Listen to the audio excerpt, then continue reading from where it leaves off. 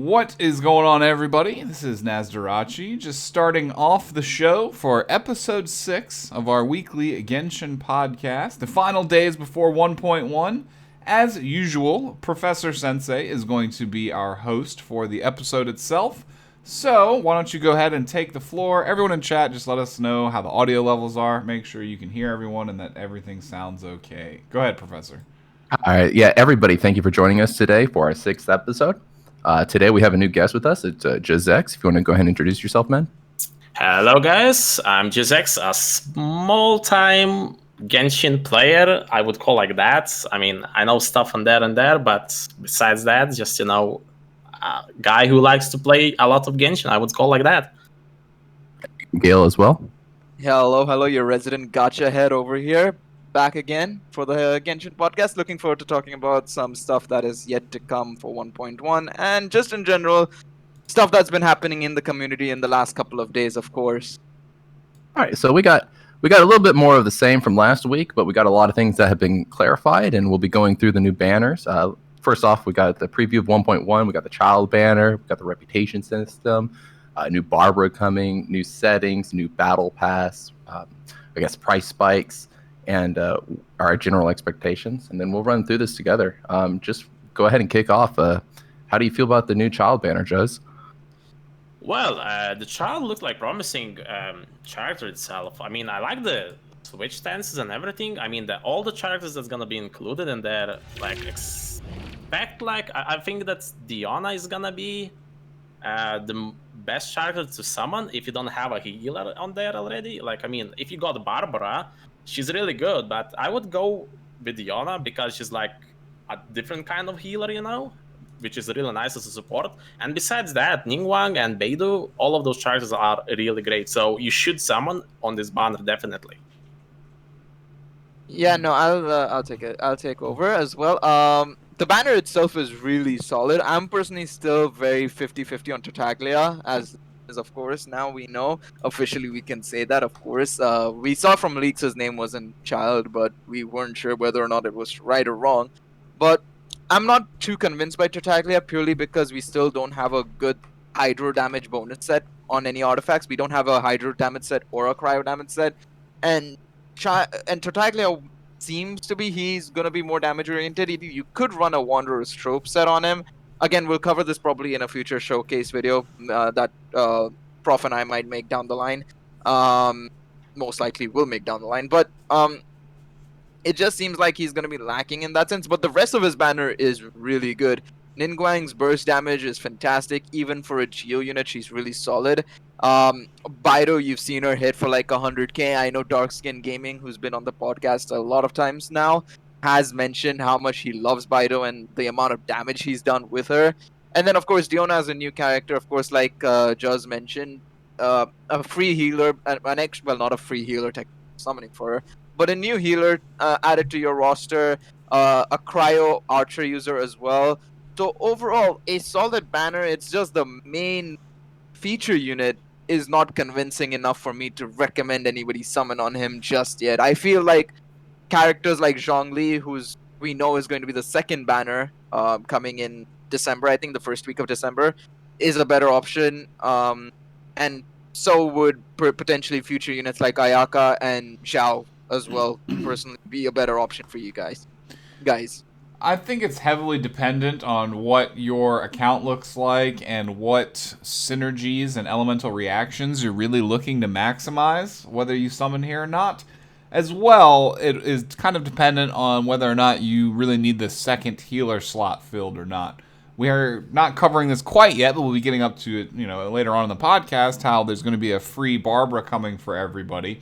So everyone is guaranteed to have at least one healer, but if you are planning to push for that endgame Spiral Abyss content, you do need to build the two parties. So of course, picking up this second healer on this banner, nice Ice Archer, so fit well with reactions in case you don't have Chi-Chi. And again, if you don't have Barbara either yet, you'll be able to pick up both healers, and that's going to set you up in a pretty good spot when it comes to those dual team build type situations. In terms of Child himself, if you have a lot invested in maybe specifically like lightning characters, I would say, like Keqing or Fischl. I think he'll go extra well with them because it seems like he can cover a pretty wide area in water marks, which will trigger with your lightning elemental reactions especially well for bonus damage. As well, you can combine him with things like fire and ice. I generally find that water typically does the best when combined with lightning in my experience, just for that extra potent chain lightning effect that you get. Again, if you're building a team that needs that extra water elemental reactions, then I think he will be great. But when it comes to me personally, I'm a little bit more intrigued by Zhongli, kind of like how Gale had mentioned.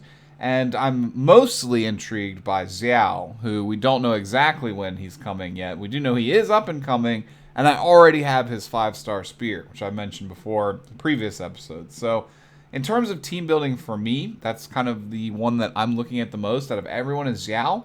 But there is definitely some value in not only Child, but all the characters on this banner, like Gale had mentioned. So even if you're just doing a couple of summons to help push forward your pity towards the banner that you really want to see it, trigger on, and you happen to get lucky here, it's still going to be a win-win either way. Like either way, you're advancing your pity to guarantee you potentially something you want later on, or you end up getting lucky here, and pretty much all of these characters are pretty valuable. So that's kind of my 2 cents on this individual banner here. Another thing that you might want to also take into consideration, now that we've seen that this banner is correct, we kind of previewed it last week, kind of. We saw the leaks had come out for what the banners would be. We saw that this is exactly 1-for-1 for what the leak said, which means that the Zhongli banner will feature 3 Claymore units. So if you're interested in, say, Razor, Chongyan, or I think the new unit, Xinyoung, I'm not sure if that's her actual name come the final version. I think if you look at the forum page, let me just double check. But the new Fire Claymore user as well, she's going to be part of the Zhongli banner. So if you're interested in that, that's something you can go for and save for. But yeah, it does mean that we know what the banner is as well for Zhongli. So you can make a better educated guess or educated decision on whether you want to go for Child's banner or you want to go for Zhongli's banner. And I don't actually have an image actually prepared for his banner, so just if you would verbally mention the characters on. I know Zhongli, the new 5-star fire or 4-star fire Claymore chick, and who else is on there? Razor and Chongyan. We saw the image last week. There isn't an official image for it, obviously, but we saw the leaks from last week, and basically Tartaglia's banner was exactly the same as last week. And yeah, this week we know, and based on that, we can tell that it's Razor, Chongyan, and Jinyan. All Claymore users. Yeah, that's an interesting setup too, because as many people in the chat also might know, I didn't get the Claymore that I wanted, so I only have one 4-star one that's well off to share. So that's another thing in this game that I've noticed. Like initially approaching the game, I was like, oh, I can just level up, one piece of gear, and when I don't need it on this person, I can swap it over and share it with the other user. More often than not, that is not really the case, because you'll need both of those characters simultaneously equipped, or just certain pieces of gear end up aligning better for some characters than others, so they'll just gravitate to always having that piece of gear. So yeah, it's definitely not as much of a share economy when it comes to the equipment for your individual characters as I thought it would be. So yeah, especially because of Spiral Abyss, you definitely need to have like 2 different setups. Like I think I have like 3 bow users currently running in my Spiral Abyss team. I'm running Amber as just somebody who can set fire as well.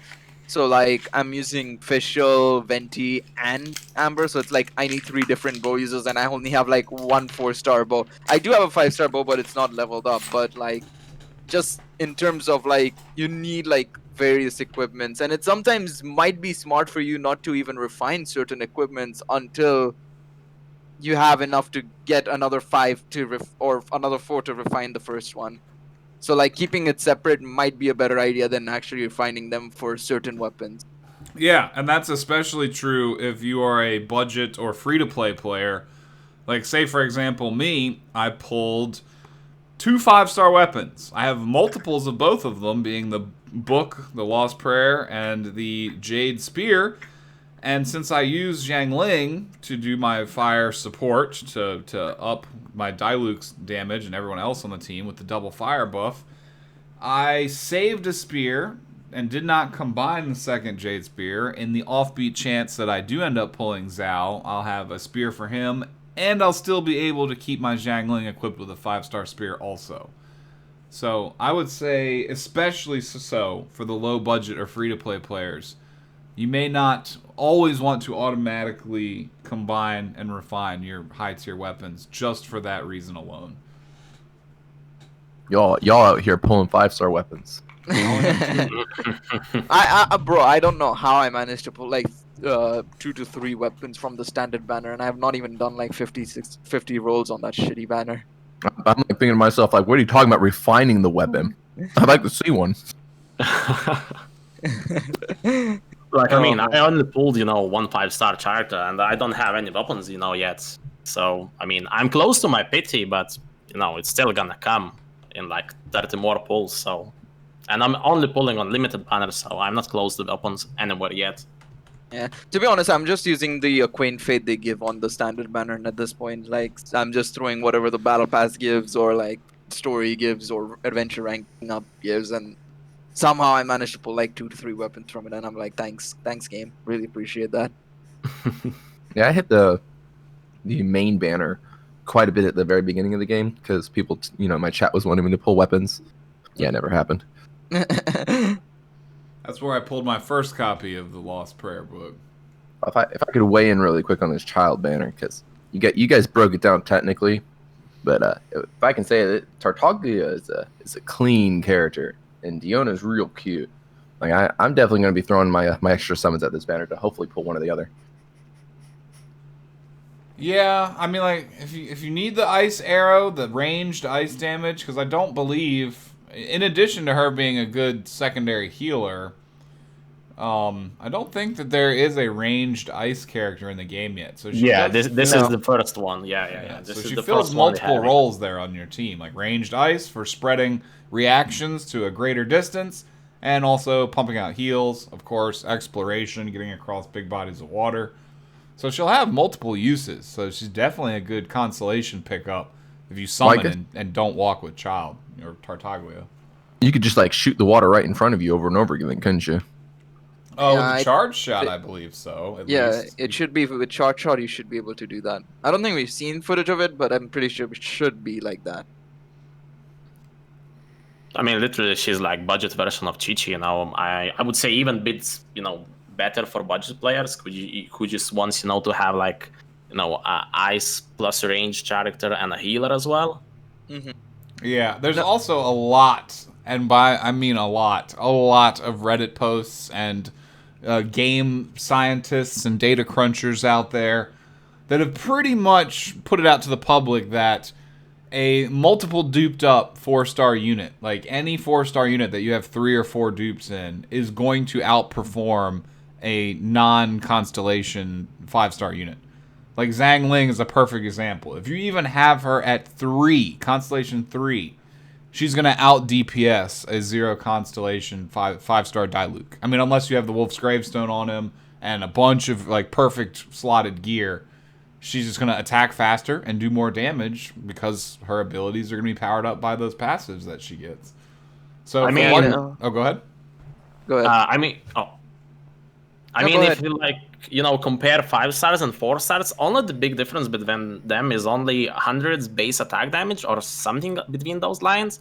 And besides, other than that, they pretty much the same. If you compare them, at 0 constellations, both, 4 stars and 5 stars, they don't have like a bit higher attack, Yeah, and just the odds are that more budget players will have more constellations in the 4-star units. Just assuming that, especially over time, considering they give out free units like Barbara, they'll put other units in the shop like Bennett and Razor.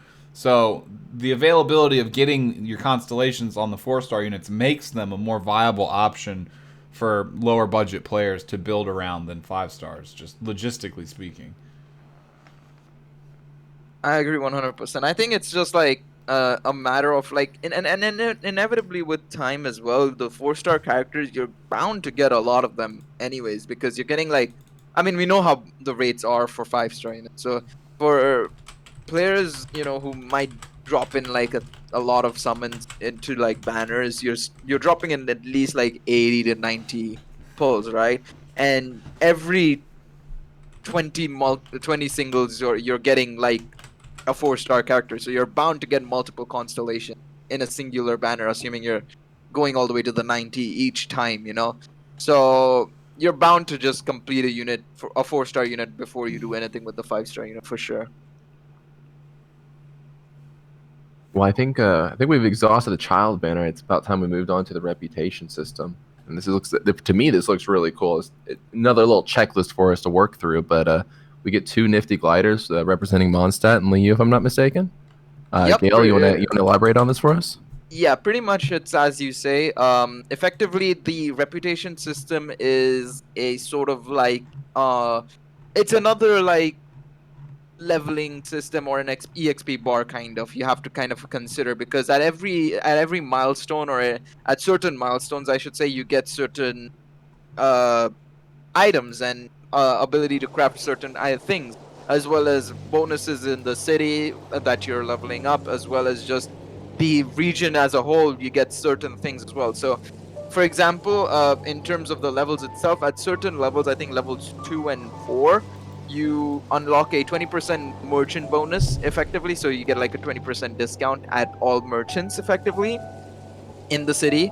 And then at level 4, you can go to the blacksmith and ask them like for certain locations for mining. So it's a lot more. It's going to be a lot easier for people to access resources like crystal chunk and white iron chunks, especially stuff like that. Apart from that, of course, at certain other milestones, like I think at now at rank 2, 4, and 6, and certain other ranks. I think we covered this somewhat last week. But at certain ranks, you're going to be able to start crafting certain items. These include the resonance items. So the resonance items are basically for you to find oculi for that specific region. There'll be 2 separate items. There'll be one for Mondstadt and one for Liu. So you'll have to craft each one separately and increase your reputation for each city respectively to be able to craft that.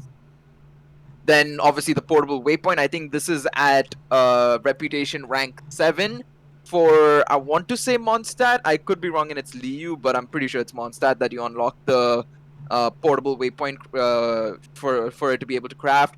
The portable stove, the portable I think it's the quick item pocket, I guess you can call it, because it allows you to basically eat a healing item or any food basically using a hotkey effectively.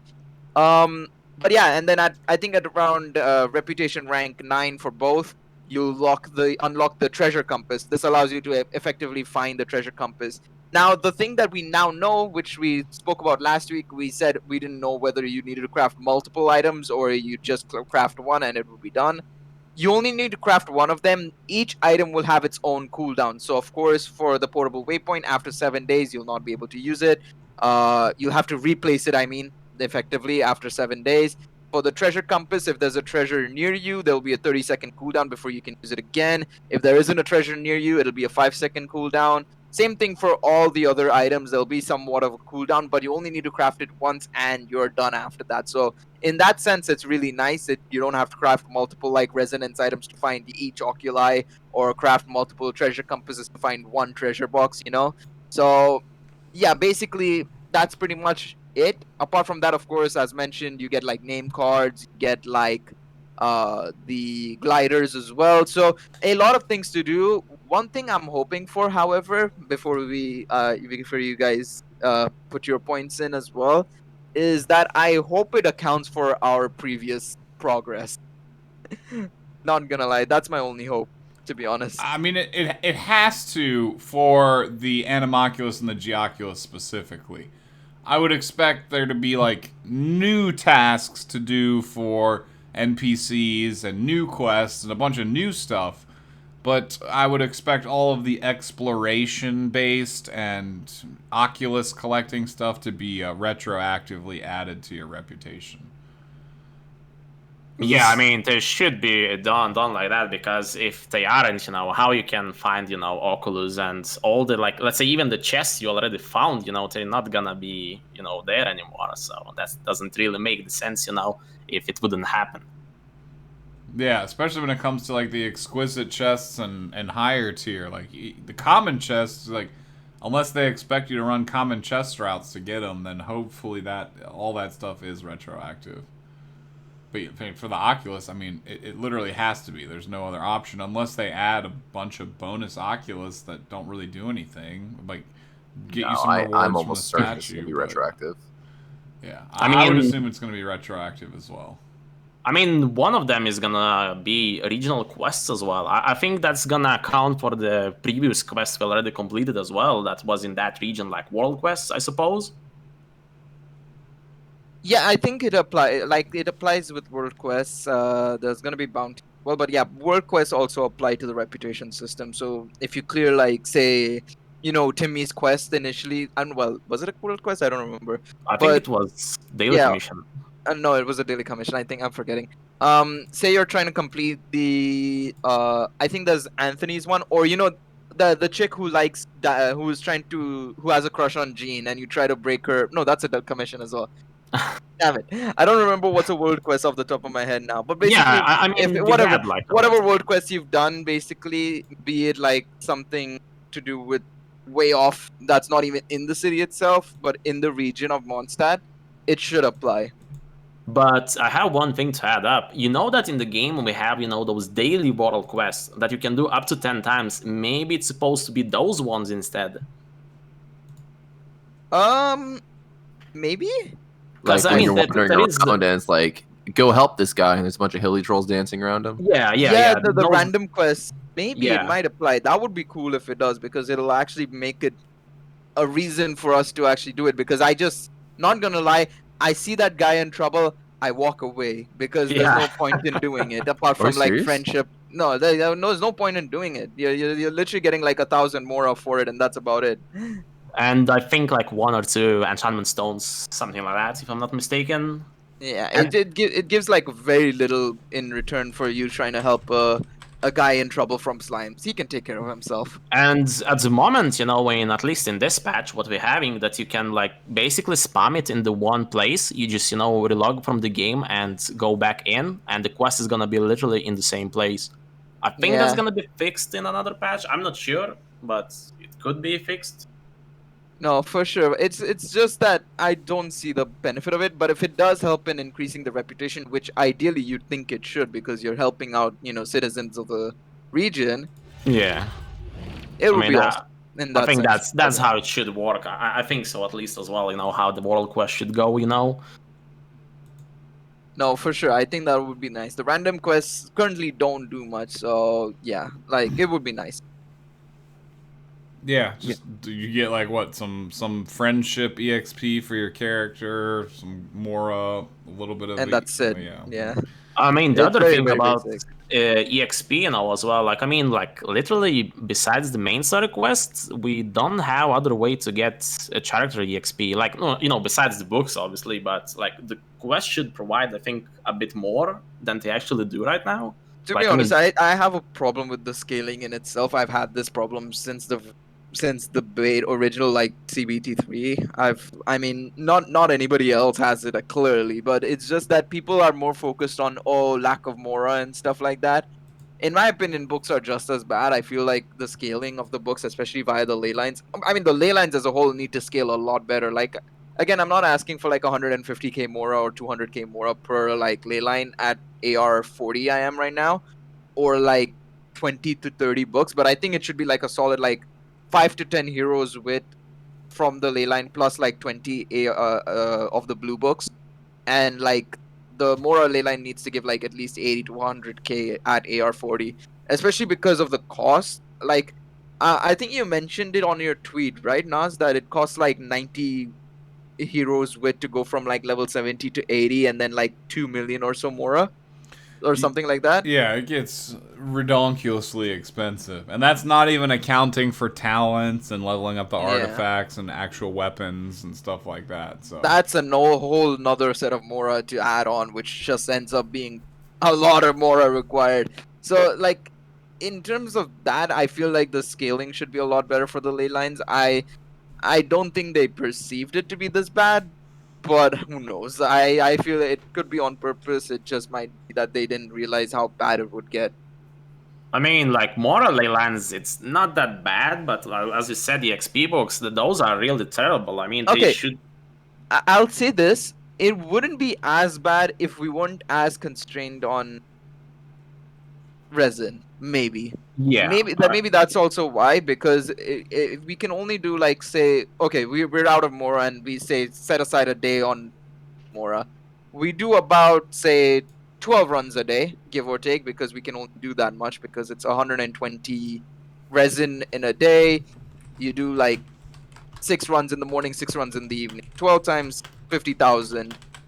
We get only like 600k Mora during a day, which is not even enough for probably one character's level up. I feel Yeah. if obviously either we had more resin items or just resin in general, or if they gave out more, it would be better.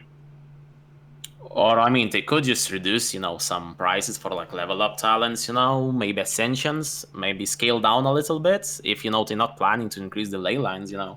Yeah, that's also an alternative as well. I love using my resin to do the artifact dungeons. I feel like it's a little loot box at the end every time I get excited. Just oh, it's a gold. Ooh, it's a good rolls, right? Every single time I get hyped. I hate doing the ley lines because I know exactly what I'm getting. It's just kill some monsters, get some gold. I really wish that was like an entirely separate system away from resin, and just resin is the go artifact hunting, and then that can be its own different grind. I hate the ley lines right now. By the way, Science Bit talks about resin a bit. I think there was some rumors. I don't know if 1.1 patch confirmed that we're gonna get like daily fragile resin from Adventurers Guild or something like that. Do you have anything on that? That I don't. I think that is fake. Just a fake rumor. We know Okay. that it's going up to 160. That was in the official forums. We know that. The max cap that is, but I don't think the 60 resin a day or 120 resin a day, 60 in the morning, 60 in Yeah. the evening is confirmed. Because I think it was just rumors, that if you log in that day, you get, like a fragile resin. But I think it's just rumors, I guess, then. Yeah, it's probably. I'm pretty sure it's just rumors. Otherwise, we would have probably seen it in like the Yeah. trailers or in the update probably as well. Because I think the update notice, which we got yesterday, which we were just talking about, of course, provided a lot of information regarding like new stuff and whatnot. But the fact that that wasn't part of it, I mean, there was a line saying that this was not like everything of the update, so there's like small things, they did not mention, I suppose. I mean, I think I would consider this being a very important piece of the update, to be fair. Yeah, that's true. You're not gonna lie, with how people, of course, have been like yelling about resin, I'd assume that they'd literally put it up top, like saying, "All right, we've done something. Here you go, 2 times a day, free resin, take it," kind of thing, Well, I think we kind of went a little off to the resin after we were talking about the reputation. Something else we're getting is the. I think we do that every week, to be fair. Yeah, Yeah. It's good stuff. Yeah, it's the crux that the game revolves around. Yeah, just it's until the core of the game at the moment. Everyone's going about resins. Yeah, and as Dondre just said, is it really a Genshin podcast if we don't talk about the resin? He's not wrong. He's not wrong. Exactly. We are. This is a bit of good news. Now, I've already got her to C6, but we got another free Barbara coming. So if you guys grabbed one of those and you're trying to get C6, because I think that's one of the coolest little cheese abilities, just auto-res one of your characters. But I'm pretty happy about that. How do you feel about it, Nas? Yeah, like I had mentioned earlier, I kind of basically touched on it, that it's essential for you to have healers to really do any type of endgame content in this game. And for those of the players that may be joining into the game late and missed that first opportunity to get one of her for free, or, like you had mentioned, had that opportunity, got that, and just need more constellations for, this is an amazing opportunity. Like, I will never, ever talk smack about gacha games when they release free ways to get the units in the game. Like, that's awesome. Even if it may not be the one that I particularly want, them doing this still means that that character that I do want probably will rotate around in a fashion like this at some point sooner or later. So, even like I said, if it's not someone you need right now, or whether it is, there's always optimism when the game is handing out stuff for free. Like we're looking at now, at the very minimum, not including anything from the Star Glitter shop because that's questionably free there, but we've gotten 2 Barbaras, a Zangling, and an upcoming Fischl that will be completely for free. Just play the game and you get them. So just the more of that, the better. And I need more constellations on her, so I'm not going to complain. I mean, I'm surprised, that the game, this new, that just came out like a month ago, like 5 weeks ago, already giving quite a bit of like characters for free. I mean, the 4 stars, it's not 5 stars, but still, those 4 stars are really usable in the game. It's not like, you can't use them. And they just like released the game, and already, we got free Barbara on release. You got Shangling on Abyss Floor 3 if you complete that. As well, we getting Fischl later down the roads with the new event coming up. So that's like 4-star characters for free, I suppose, if I didn't miss anything. Yep, 3 characters in itself, but 2 Barbara, so yeah, 4 in total. No, I completely agree. I'm just looking at I just saw you put up the tweet on the Nas, and the first person was like, "Who needs Barbara?" And he got absolutely ratioed there. Yep. That was very funny. I just saw that off the corner of my eye. No, I kind of dig this. I think this is a good thing, because especially one thing that was a big problem as well in not only the beta but in general, the idea of when you start up the game, is that you get a fire character, you get a electric character, you get obviously the wind character in your own traveler, you get a cryo character, and then of course we get a geo character as well with the MC. The only element that we were kind of missing and we didn't get was Hydro, and the fact that we're getting a free and now that they're just giving Barbara for free, that's a free Hydro character as well if you want to chain react with Hydro. But also on top of that, the biggest point being is that you're getting a healer. And contrary to what that guy said in that tweet, I do believe it's necessary for people to have Barbara or any healer in any event. Like, especially once you get into the higher stages, Spiral Abyss, or you're doing harder content. Like, for example, you get to AR 35, 40, and you're challenging, like, say, Devolan or Boreas. Sometimes it comes in handy having a healer because it can get daunting, especially domain specifically as well. Having a healer at hand is always awesome. And this goes to any game. It's not just Genshin. In any game, a healer is always required. There is that one guy who has to be a healer, So getting Barbara for free, be it a constellation or a new character for yourself, I think it's huge and really, really appreciate it. And I hope they do more stuff like this, because this is a good step. Like, I think they need to, like, so far, if there's one thing I can give them credit for, that is not the resin system, joking by the way with that, is probably their distribution of free characters. It's been really good. Yeah, like I said, I anticipate that to continue onwards into the future. That seems to be something that they're always going to do to encourage, newer players to have more fun, to encourage a little bit older players to be able to round out their character box a little bit better. So, like, I would not see them ever stopping this now that they've set a precedent for it. So it's all good news. I will say one thing as well. We still have to get the last element as well, Dendro. I expect one character to be free for that element as well down the line. So this is definitely not going to be some place they stop, I think, because I think they want to make sure that everybody has like at least one element. But yeah, we'll have to wait and see if they'll actually give us a character that's Dendro, or whether they'll just make the MC use the Dendro element and be like, oh, there's your Dendro free character, there's your Dendro character, basically.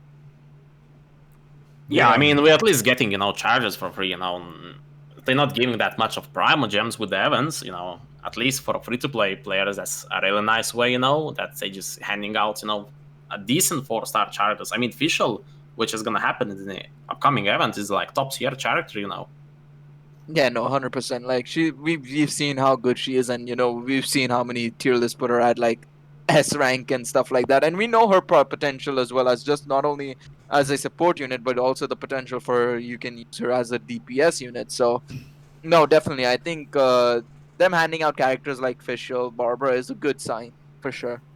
Yeah, especially when they happen to combo great together, like Fischl and Barbara happen to do. Those electric reactions are not to be slept on. Zhangling and Fischl as well. That overload damages. Whoo, whoo, so good.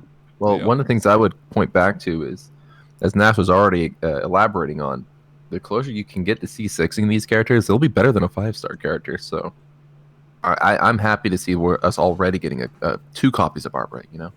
Like, we might actually finish Fischl if you would.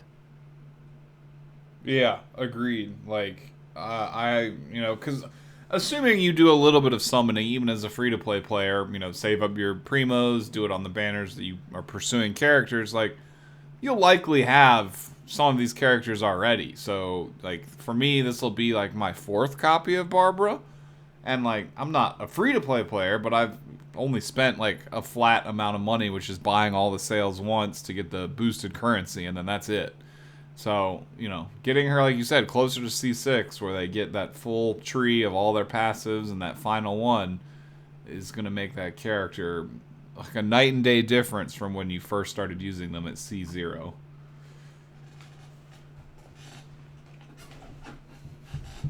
All right, well, I feel like we should move on to the new settings that are going to be unlocked. Camera adjustment, new graphical settings for the PC, controller bindings, and locking equipment, as well as being able to report teammates in co-op. The 2 that really ring to me are, being able to adjust the controller settings and locking equipment, because there's a lot of artifacts I run into. Like, oh, that's a nifty set.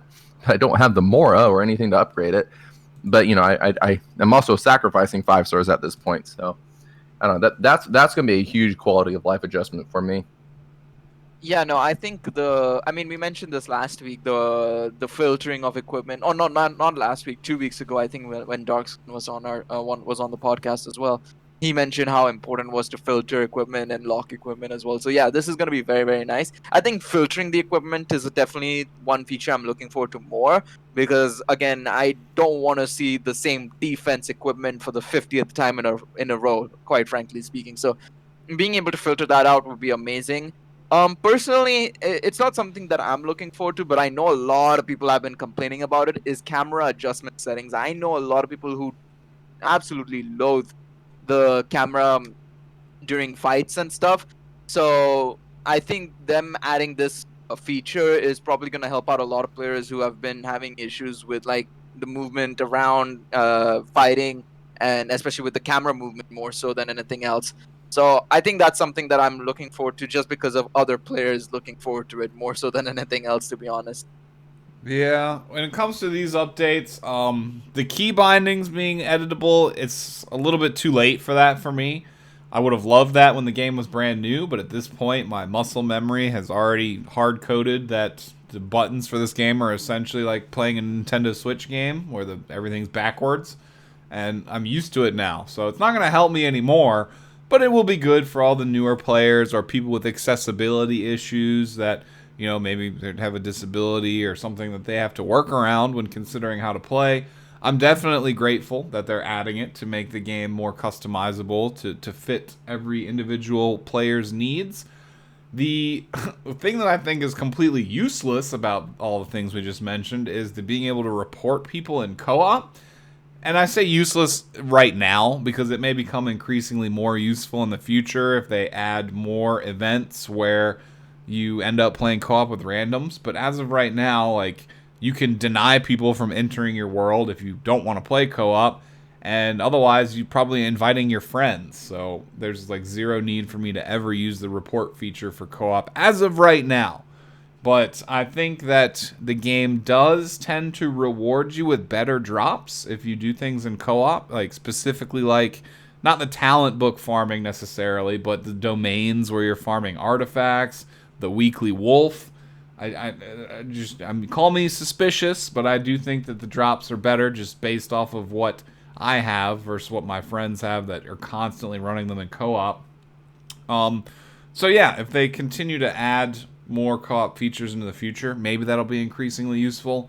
And lastly, I do agree that it's absolutely imperative that they add some sort of sorting system. They already have added. They've said that they're adding it, but I need that system to let me see the artifacts that I'm about to destroy by sinking them into another artifact. Because, like, for example, I've been farming the Crimson Witch set for Zhangling and Diluc.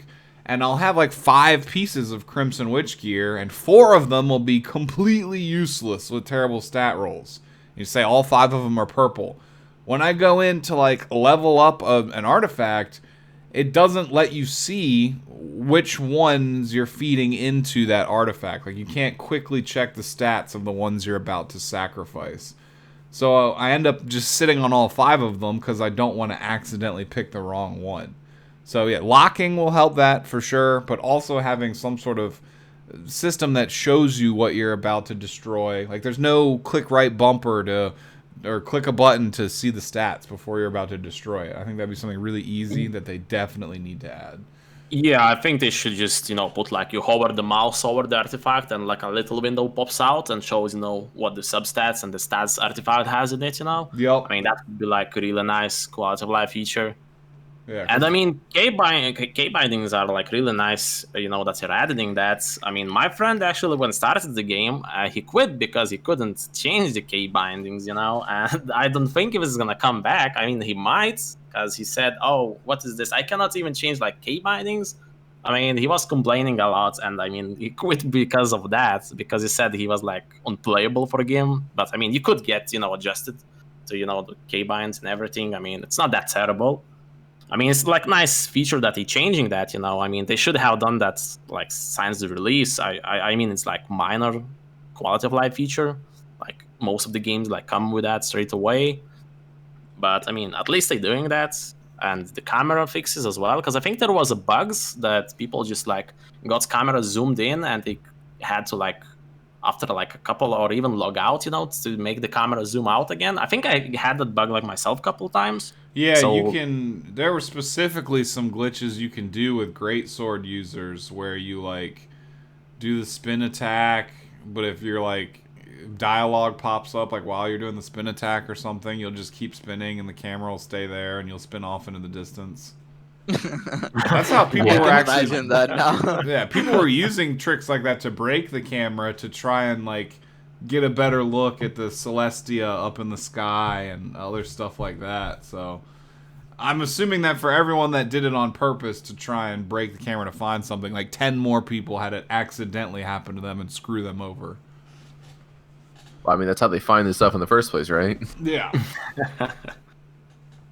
I think, by the way, when you brought up the reporting for the co-op, I think the main purpose of that is going to be if someone joins your chat and they're just flaming constantly. Or yeah, if you definitely want to be able to report the toxic element, but this game has done a pretty good job of being able to, like, you can proactively prevent yourself from even having to play with those people in the first place. Like, well, there also could be people that are griefing, like they're joining and they're waiting for you to be kicked and stuff like that. So I could see this as a way to not necessarily ban a player for going in there and saying, hey, let me mine all your stuff until you kick me, right? But if they have repeated flags, right, maybe it doesn't let them join co-op for 48 hours. Yeah, and I mean, that's a situation where if I see some random trying to join me in co-op, I just straight up reject them before they even enter. But say you're farming domains repeatedly for artifacts and you want to prefer to do it in co-op, then yeah, maybe you come across a really toxic player who says stuff and you want to report them. I mean, that would be like the only instance I see it really being useful right now. It's like when you're repeatedly joining with randoms to just farm materials out. But it is something that's pretty avoidable. But again, it's good that they have it, just in case. You don't want really toxic elements out here, like trying to burn the game down from the inside out. So yeah, let's talk about the new battle pass. Looks like we're getting the same weapons that we got last time, and the battle pass is pretty straightforward. It's a bunch of upgrade materials, but the big question is, you pick a different weapon or do you refine the main one? And Gail, I heard you talking about the spear when we were in private comms earlier. You wanna take us off on this one? Oh yeah, no, I'm going for the spear again. I know I mentioned earlier on, and I mentioned earlier on the podcast is it's smarter to go for refinement or not. I just feel, and personally, and for me, considering I want to go for Xiao, this weapon, the spear, that is going to be super super helpful for him. because it basically gives him a consistent uptime buff, and it doesn't like run out like some other weapons that have like a only for 6 seconds you get a certain attack buff and then it cools down and you have to stack it back up and so on and so forth. This is a consistent buff, so I think the spear gives like at base refine 1, it's like 16% attack and defense when there's 2 or more enemies, and then like 24% attack at when there's less than 2 enemies. So effectively at refine 5, I think it's like 36% and 48% respectively.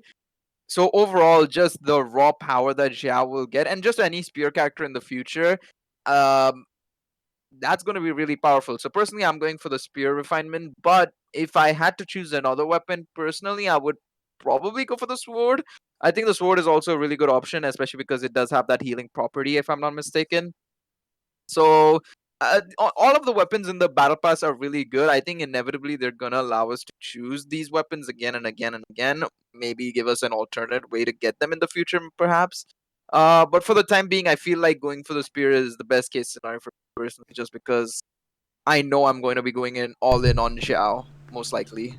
Yeah, I would like to add, like on the battle pass weapons, I think it's like mostly, what is your main character you're using for DPS. Let's say if you're like using Kaching, I think you should go for the sword, if you don't have like any alternatives, because the sword is really great, I mean, as Gail said, all of those weapons are like really great. I mean, if you want just a new weapon, you go this battle pass for a different one. Next battle pass, you could just refine the one or another one you have already. I mean, you could obviously just go with a different one this time. If you want to try another one, maybe it's gonna be better for you than what you have already. Yeah, I have some issue with these weapons. Not with the weapons themselves, but I try to make a plan, and you don't get the weapon till level 30 of the battle pass. I'm like, all right, I'm gonna get this one.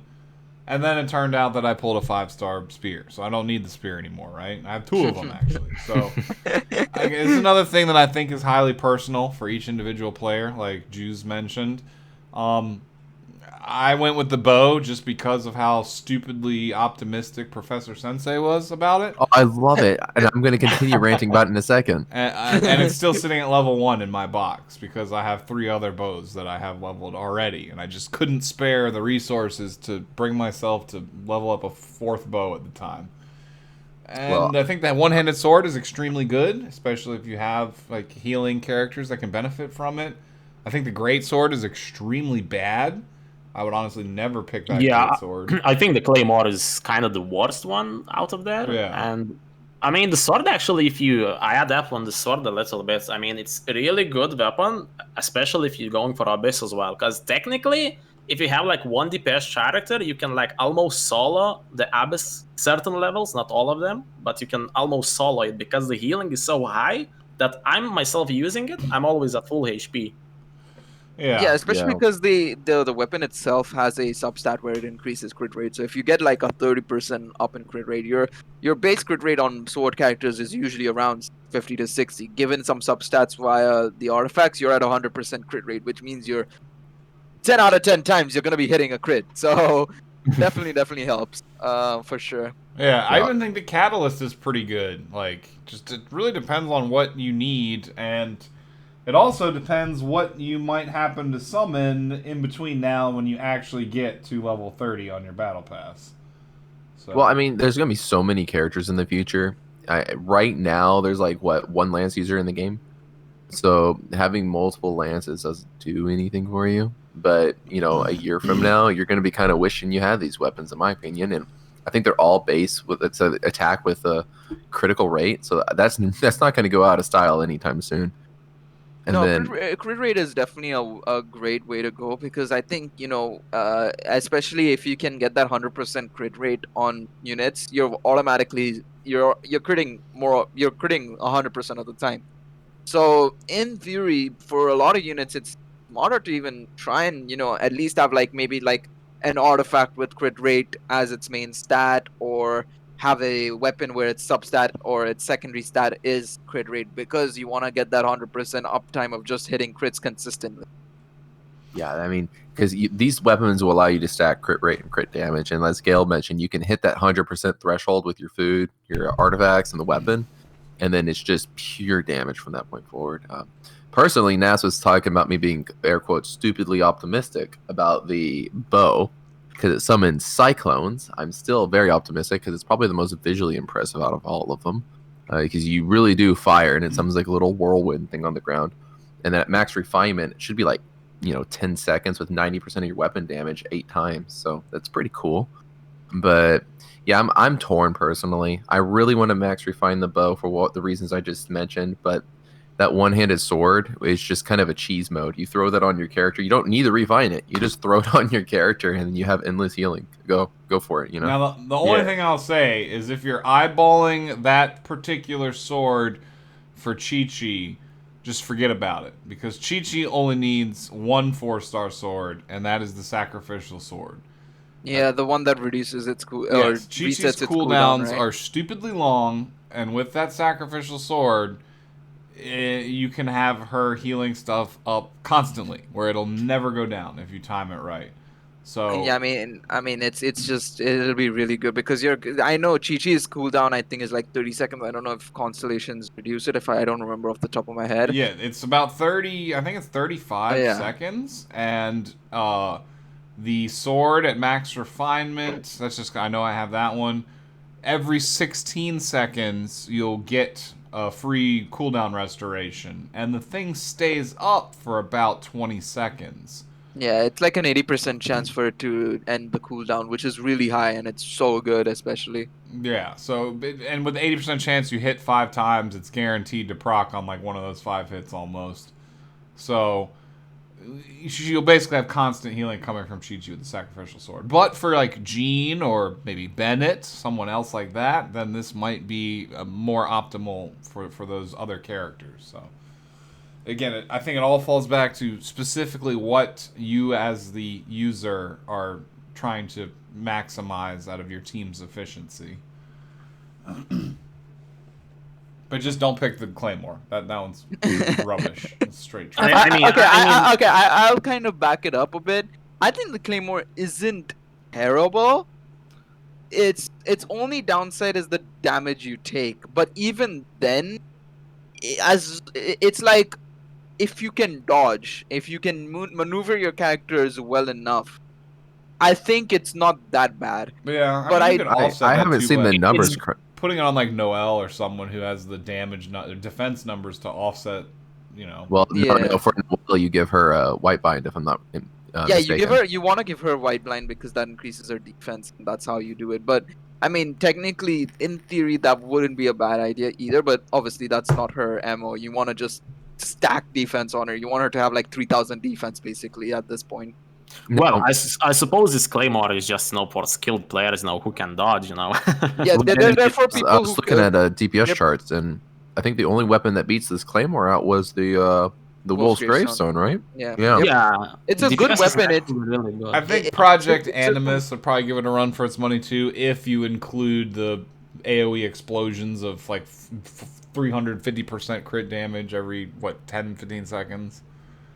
It's just a matter of you're being able to move around well. And I mean, to be honest, if you can have a healer as well on the team, it can offset it really well. I mean, if you have like say Barbara on the team, like switch out, and especially because we know that the stack doesn't go away when it leaves the field, right? So you can immediately switch out, activate Barbara's E, bring back the Claymore user in, and then just go and hit people while trying to dodge. Obviously, the biggest concern would be that you might get hit and take a lot of damage, but yeah. Yeah, it's gonna make your glass cannons like Diluc, kind of a little bit more glassy even. So I'd say our general sense is that's about a 50-50. If you need the extra weapons, it's okay to go ahead and just not refine your current ones, or if you want to really hyper focus one, that's not a bad idea either. Yeah, I don't think it should be a bad idea. Again, it just depends on we don't know their plans yet, I guess is the best way to put it. We don't know their plans yet for how they want to continue with the BP. Is it going to be the same weapons for like I guess 25 more battle passes, considering we need to refine each weapon like 5 times? I think that would be a bit too long. I'm Yeah. guessing it's gonna be till maybe year 1, anniversary. I think it'll Yeah. be another 5 battle passes, and then they'll stop. So it's a matter of, do you max to find 1 weapon or you get 5 weapons? I think that's what their plan is. I think that'll be the best way to go for them. I just think as well, eventually, after, let's say this battle pass is gonna be, changed by another one. I think those weapons might appear, in In some the general banners, pool, maybe. yeah. Yeah, just in the general Yeah. pool, So they Yeah, I could won't be be the general surprised. pool, Or they'll add them as craftable weapons late Yeah. when they replace Maybe. them. My biggest concern for me is I want that one-handed sword, but I really want to finish my bow. And if they introduce an item in like 1.2 or 1.3 that lets you just refine any 4-star weapon, then collecting all the weapons would have been the right choice, right? And then you could just kind of go back and finish them all with the universal item. And Yeah. that's my biggest holdout right now, where I feel like I'm going to be struggling waiting for more information during Man, this battle pass. You're before I too, pick we my you're will too weapon. spoiled by multi-Z power and Legends. You see this a lot in gacha games, right? Where there becomes a universal item that can unbind any 5-star character or any 4-star character, right? Yeah. And there's some super premium item you only find during an event, or they sell it in that crazy $100 pack that's only up during the holidays. And so my worry is that pretty much, I mean, right, the it's multi-Genshin power. gonna happen eventually, I suppose. Maybe not right now, maybe after a year, or so. But I think an item like this is gonna happen. Just it's a matter of time. When we're gonna get that item. An item like If that it's as exclusive, well. I don't want to miss it. An item like that, as well as an item that can actually be used to add EXP to artifacts without sacrificing other artifacts. Those and a purple tier of weapon enhancement, like they're introducing the magical crystals. I bet you, the blacksmith is going to be able to do something with those and turn them into something, right? So we need crafting materials for artifacts. We need the purple tier weapon EXP materials, and then we need all types of different currencies to help. About those magical crystals, I think you guys already hear that they're gonna require resins to properly craft them. I don't know what's the use. It's gonna be just a weapon XP, I guess, what we have now. But I assume it'll probably be like a weapon EXP ley line, basically. yeah, I think something like that. Like, we're gonna have to start spinning our resin to unbind our weapons further? No. So it'll be like farming weapon mats and like weapon EXP, basically. Like, it'll be a blue or yellow fart cloud that produces a flower, but it's just in the form of ore. At least that's the assumption. We don't know exactly yet. We'll have to find out once it drops. 2 days left, guys. I mean, it's quite soon. Yeah, out of all of the above, I think I'd like an artifact EXP leveling material the most, because, I mean, at least it'll give you the option, just like weapons. You have the option of deleting other weapons because, there's a soft cap of 1,000 weapons, so you can't even hold more than that anyway in your inventory. Even though you have 30,000 slots, no. You're soft capped at 1,000 weapons, so eventually you have to destroy some. But you have the option of using the EXP materials, the crystals, that you get from the iron ore, or the silver, or the white iron, or you get to craft in your other gear that you don't need. I wish that the artifacts system was somewhat similar to that, as opposed to not having an EXP material. Well, something else we're getting in the 1.1 that's pretty obvious, but we're getting new main story quests at AR 35 and 40. Do you have any information on that, Gale? The main quest will continue at AR 35, which personally I think that's a bit too high. I was expecting it to start around 31, 32 personally, because when you finish the main story in 1.0, you finish it at AR 29. AR 35 is a bit steep, I feel it, especially considering, everybody's complaints is that, there's not much to grind, and the fact that it's a 6 AR gap between the last story to the next story, or the next part of the Liu story, is a bit high in my opinion. But apart from that, I mean, it is as the tin says, or the can says, it's coming. The main story, it'll be a continuation from where we left off. We'll probably be going over to Ningguang's palace and stuff like that. The Jade Chamber, as it is called, I think.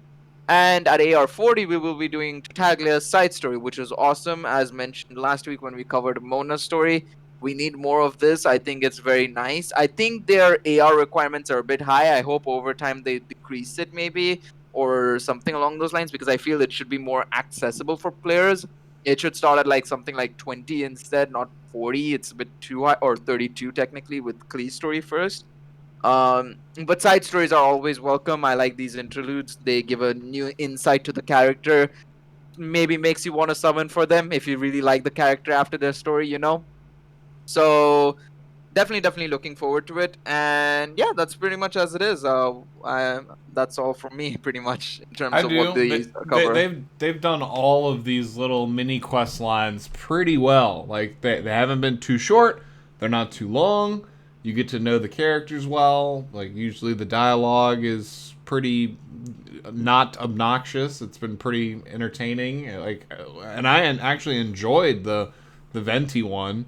The Mona one, you know, it wasn't anything that really impressed me, but you know, like I said, it didn't go on for too long. It didn't drag out. So the little quick storylines, some of which actually, like I said, a pretty good story, that they've been enjoyable. So yeah, the more the better. I'm assuming they're gonna do, at the very minimum, one of these for every character, but likely they're gonna be like 2 or 3 ultimate like chapters for each character, because they all say to be continued at the end. So I mean, I already expect more. So yeah, it'll be. Yeah, I mean, the story in the game is great so far, you know, and I mean, side stories as well is like you can know, you know, a bit more about the characters you're using. Let's say if you're playing Mona, you can know about her backstory a bit, you know.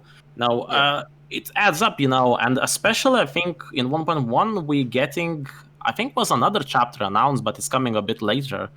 In the news, I think we're getting Charles first, and was another one. I don't remember which character was it, but I did read in the news that it's coming later down the road. Let me check. I can check while you speak. Go ahead. Go ahead. Like, so those are the main story.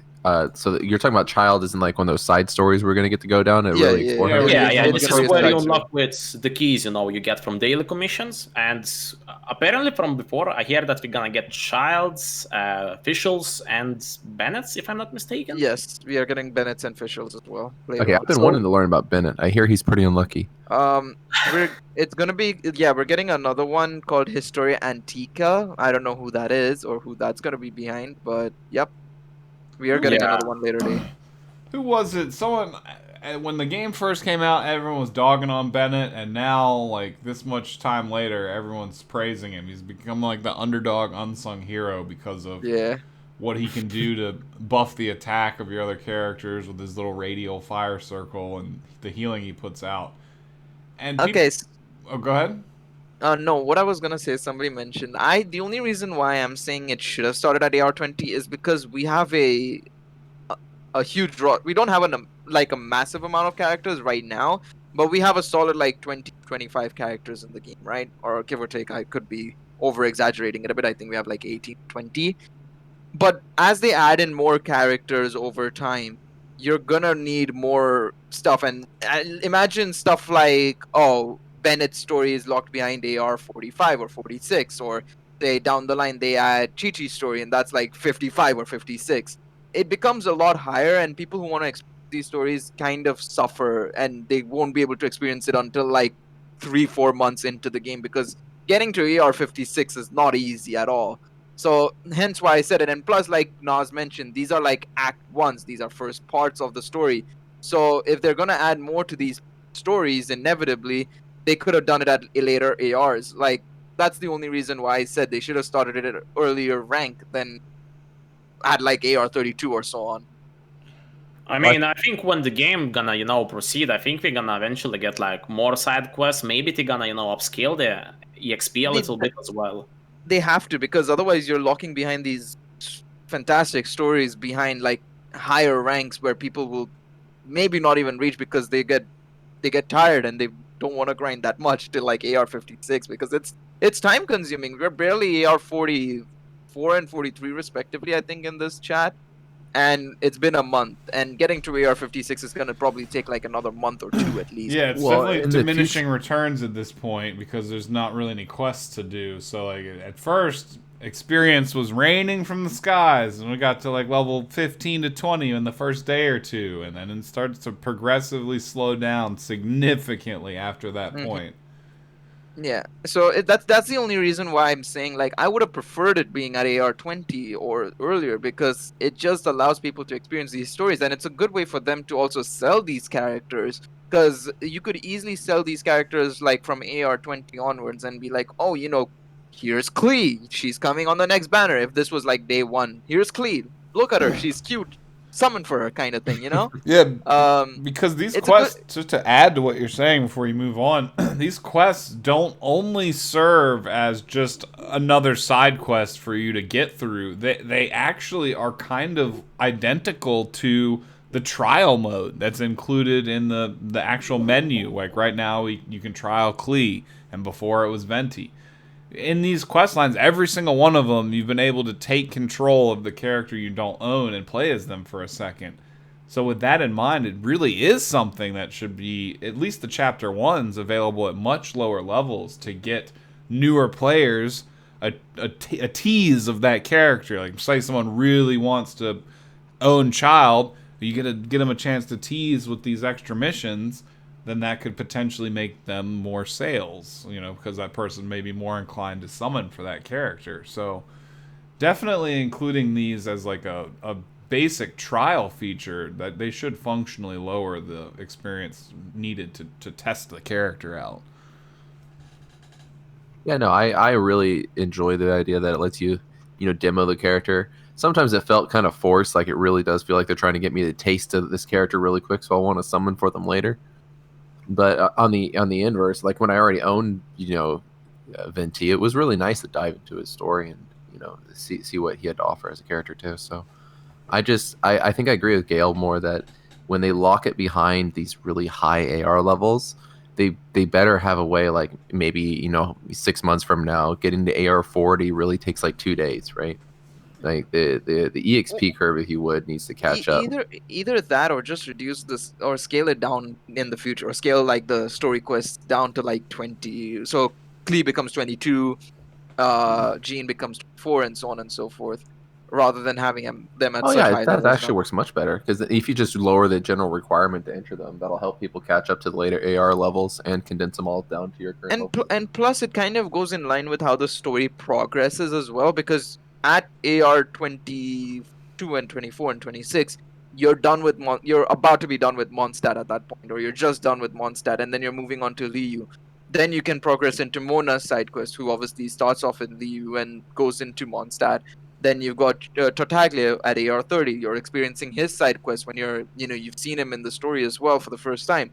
So in that sense, it goes hand in hand as well with the main story. Whereas right now you're done with the story, and now you're experiencing the Liu characters. It's kind of like counterintuitive to a degree, in my opinion. I just think, what we have now is probably just because of, let's say, kind of lack of content. That's why they're a bit higher, so people have, like something to try Yeah. to reach for something, to unlock something.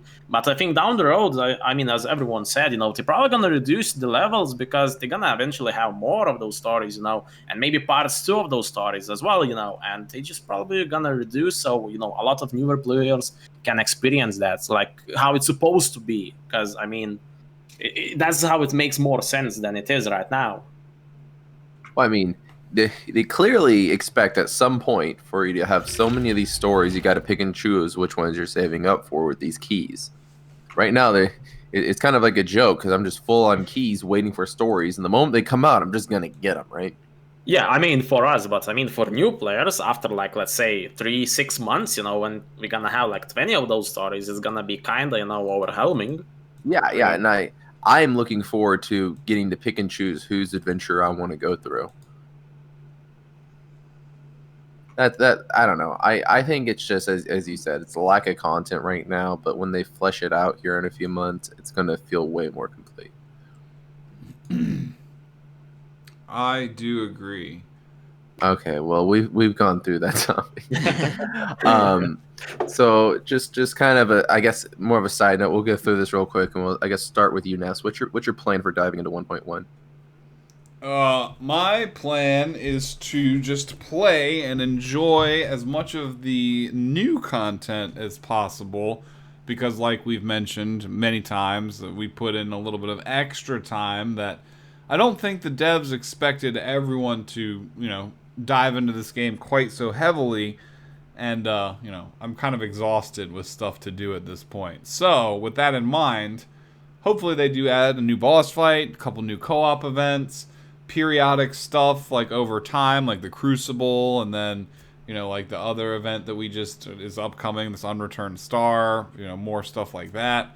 Boss fights, potentially going to a co-op mode.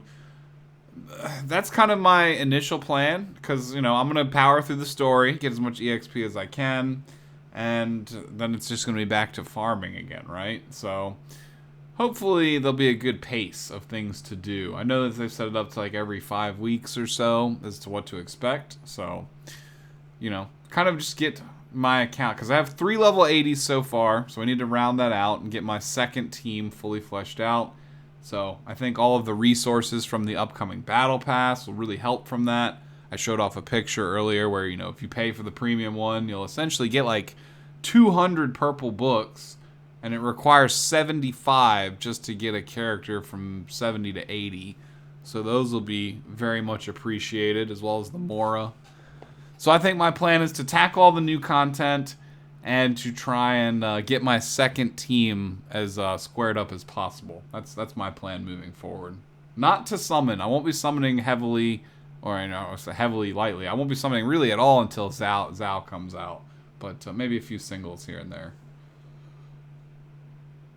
What about you, Gail? Yeah, pretty much the same as Nas. I'm definitely looking forward to just the story, especially like seeing the cutscenes in the trailer and stuff. That was super super hype. So yeah, no, I'm a huge sucker for story as well. So definitely looking forward to experiencing that. But yeah, just like Nas mentioned, summoning is going to be a bit of a back burner. I'm probably going to obviously talk a bit about we'll definitely use Tartaglia as well to kind of cover our thoughts as well, using the trial run. Bless up for that. That's super super nice always. But yeah, no, my main aim is to just enjoy the story for sure. Well, and for me, I guess, I'm gonna be summoning a little bit because I want to get Diona, as I did mention, this banner looks really great for me. I don't really want Child, but I'll go for Diona. I think my 4-star PT is at 9 right now, so next summon should be guaranteed 4-star. And well, obviously the story, as everyone mentioned as well, I'm looking forward to that. I want to go I have good deep dive into the reputation system. I want to probably unlock, the rewards as soon as I can. It depends, how we can progress, how fast, it's gonna be, or it's gonna be a little bit slower than what we are expecting to be, And yeah, I think pretty much everyone already says, what we're expecting, and what we're planning to do. I'm looking forward for the new weekly boss fight as well. Probably new materials for the talents as well. We don't know yet, I guess. And yeah, I mean, that's pretty much it from me as well. Yeah, I'm probably just gonna summon until I see Diona, and then as far as 1.1, I'm really looking forward to being able to see where all my Geoculus are. I haven't had the time to go hunt down my last 10. Oh, I'll add that on that. I'm looking forward to chest tracker because I know there is some chests left somewhere, but I can't find any. So I'm looking forward to that for sure. That's why mainly I want to get a reputation level. I think is 6 or 7. Yeah, I think it's a higher than that. I think it's 8 or 9. Well, I think treasure is the last thing you get pretty much. I think the 8 is the maximum at the moment on those reputation systems, if I'm not mistaken. Pretty sure it's 10. Pretty sure it's 10. Is it? I'm 80% sure it's 10. Oh, okay. Well, regardless, 80%. I can check the Twitter quickly. You can carry on. Yeah, all the quality of life stuff will be good. I want to get into a good daily habit, if you would, right? Get in the game, get my reputation knocked out in the 2 main cities, and get my commissions done. So I'm really curious to see what my new habits will be. But I don't know. I just hope teleport and all that. It's gonna be fun. I just hope we don't do all the content in day 1. I just hope for that. Oh yeah, well, no, for sure. If the content's done in 1 or 2 days, I won't be too upset. What I want to see is that the child fight and the new dailies, if you would, like the stuff that keeps me playing the game constantly. If that stuff is fun and it's worth logging into and it feels rewarding, then I'll be happy. Just another weekly fight, which is what the child fight looks like it's gonna be. Looks like another just big plus to come to the game. So I'm really excited. Okay, so first and foremost, yeah, you were right. I think it is 8. I don't know why I thought it was 10. Second of all, just somebody asked in chat. 1.1 will come out different per time zone. So whenever it's 4 a.m. for you, whatever time zone you're, or depending on what time zone you're at, so it's 4 a.m. Central European time is when the update will come out for EU. 4 a.m. Eastern for those living in the US or in the American server, and then 4 a.m. I think I don't know, is it GMT plus 8? 4 a.m. GMT plus 8, which is China Standard Time, is when it'll come out for the Asia servers. So yeah, that's just a way to kind of keep an eye out. So Asia gets it first, then EU, and then America last. Just to confirm, I think the server is gonna be down at the same time, if I'm not mistaken. Like we had that another small maintenance, so it's supposed to be the server is live for everyone at the same time. Just depending on their time zone, it's gonna be different. But the server should be at the same time for everyone. No, not that I think of, because I think the maintenance starts at different times for people. That is the thing. I'm pretty sure. There's a tweet up. If you go to Paimon on Twitter, there's a tweet about it where there's a notice talking about. Because I think it's just the time difference because of obviously the time zones, but the server should be down and up for everyone at the same time. Just different for depending on the time zone. The server downtime starts at 11:11 at 6 o'clock UTC plus 8, and it will take about 5 hours. Because that would be not really make logic. I mean, like, come on, like everyone else gets content first, then we have to wait. I mean, but that's always good. That's how they did the Crucible event and stuff. Well, that was like event that was already in the game. But if you remember, we had that small maintenance that the server was down for everyone, and it came back up for everyone as well, like it's supposed to be this time. Well, no, the maintenance will be at the same time, but the updates doesn't necessarily have to be at the same time, though. Yeah, I mean, the banners, the banner is probably gonna be, as you said, at the time, but I mean, maintenance will be maintenance will be universal. It's just the updates will come out at different times. That's the thing. Yeah, the banners will go live when it's supposed to go live. Okay, because it says like Naz mentioned, it starts at 6 a.m. UTC plus 8, right, and goes up until 11 a.m. UTC plus 8. For America, that's like tomorrow night, 10 p.m. effectively, or something like that. So, but America won't get it for another 12 hours once maintenance ends, So, yeah, the maintenance will take place at the same time. It's just the update will happen at different time. So basically, different regions gonna experience content at a different time. Yeah, I think the Asian server always gets a head start.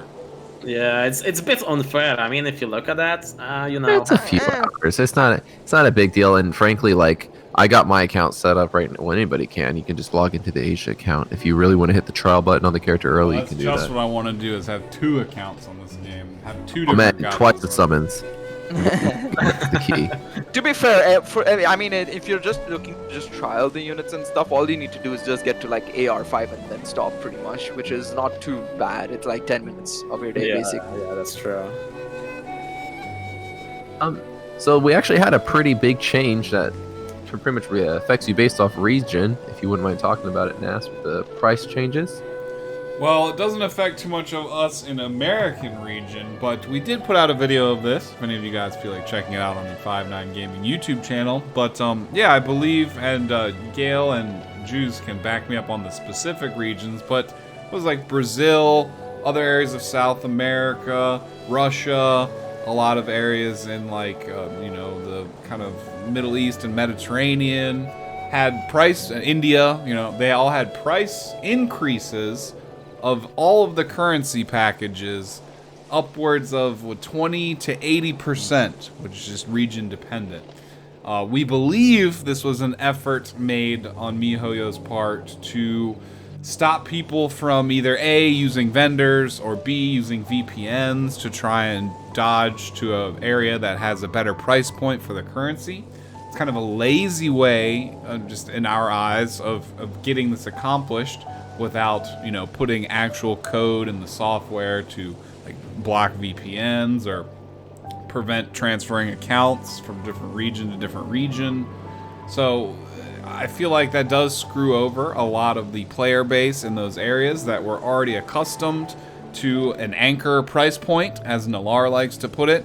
When you're, used to seeing something a certain way for a certain amount of time, and then it just jumps up, it's more often than not they'll lose a bunch of players in that instance, and then they'll just be capitalizing off any new players that come in after the price has changed, because it's a really negative thing in the eyes of the player base. Now, hopefully it's not permanent. Maybe they can design some, like I had mentioned, actual software side ways of preventing this, but I don't know if I would hope for all that. If they went through all the effort to change the prices realistically in their eyes, I guess you just have to pay more, and that's what they value their currency at. It's also been rumored that this has something to do with, iTunes raising fees and stuff like that, but there was no reflective price change on their PC store, in which you deal directly with MiHoYo. There is no third-party vendor like Steam or Apple or iOS or anything like that in the way when it comes to the PC side. And the prices went up there as well. So that's an excuse that may or may not really hold water just because of that. So, yeah, I mean, even in these countries where the prices went up, they're still paying less than what we're paying in Europe and America. In America, it's still about $5 less, which is a lot for those countries, which might not have quite the same cost of living and pay and value of things in their country as what we do here. But the price is set so similar that it's just enough to be too inconvenient for someone to want a VPN or go out of their way to try and get those better price points. Like, at only a $5 difference, $95 versus $100, 99% of people aren't going to put in the extra time to activate VPN, sign up for all their accounts, and do the effort to get a $5 discount. It's just really not worth it.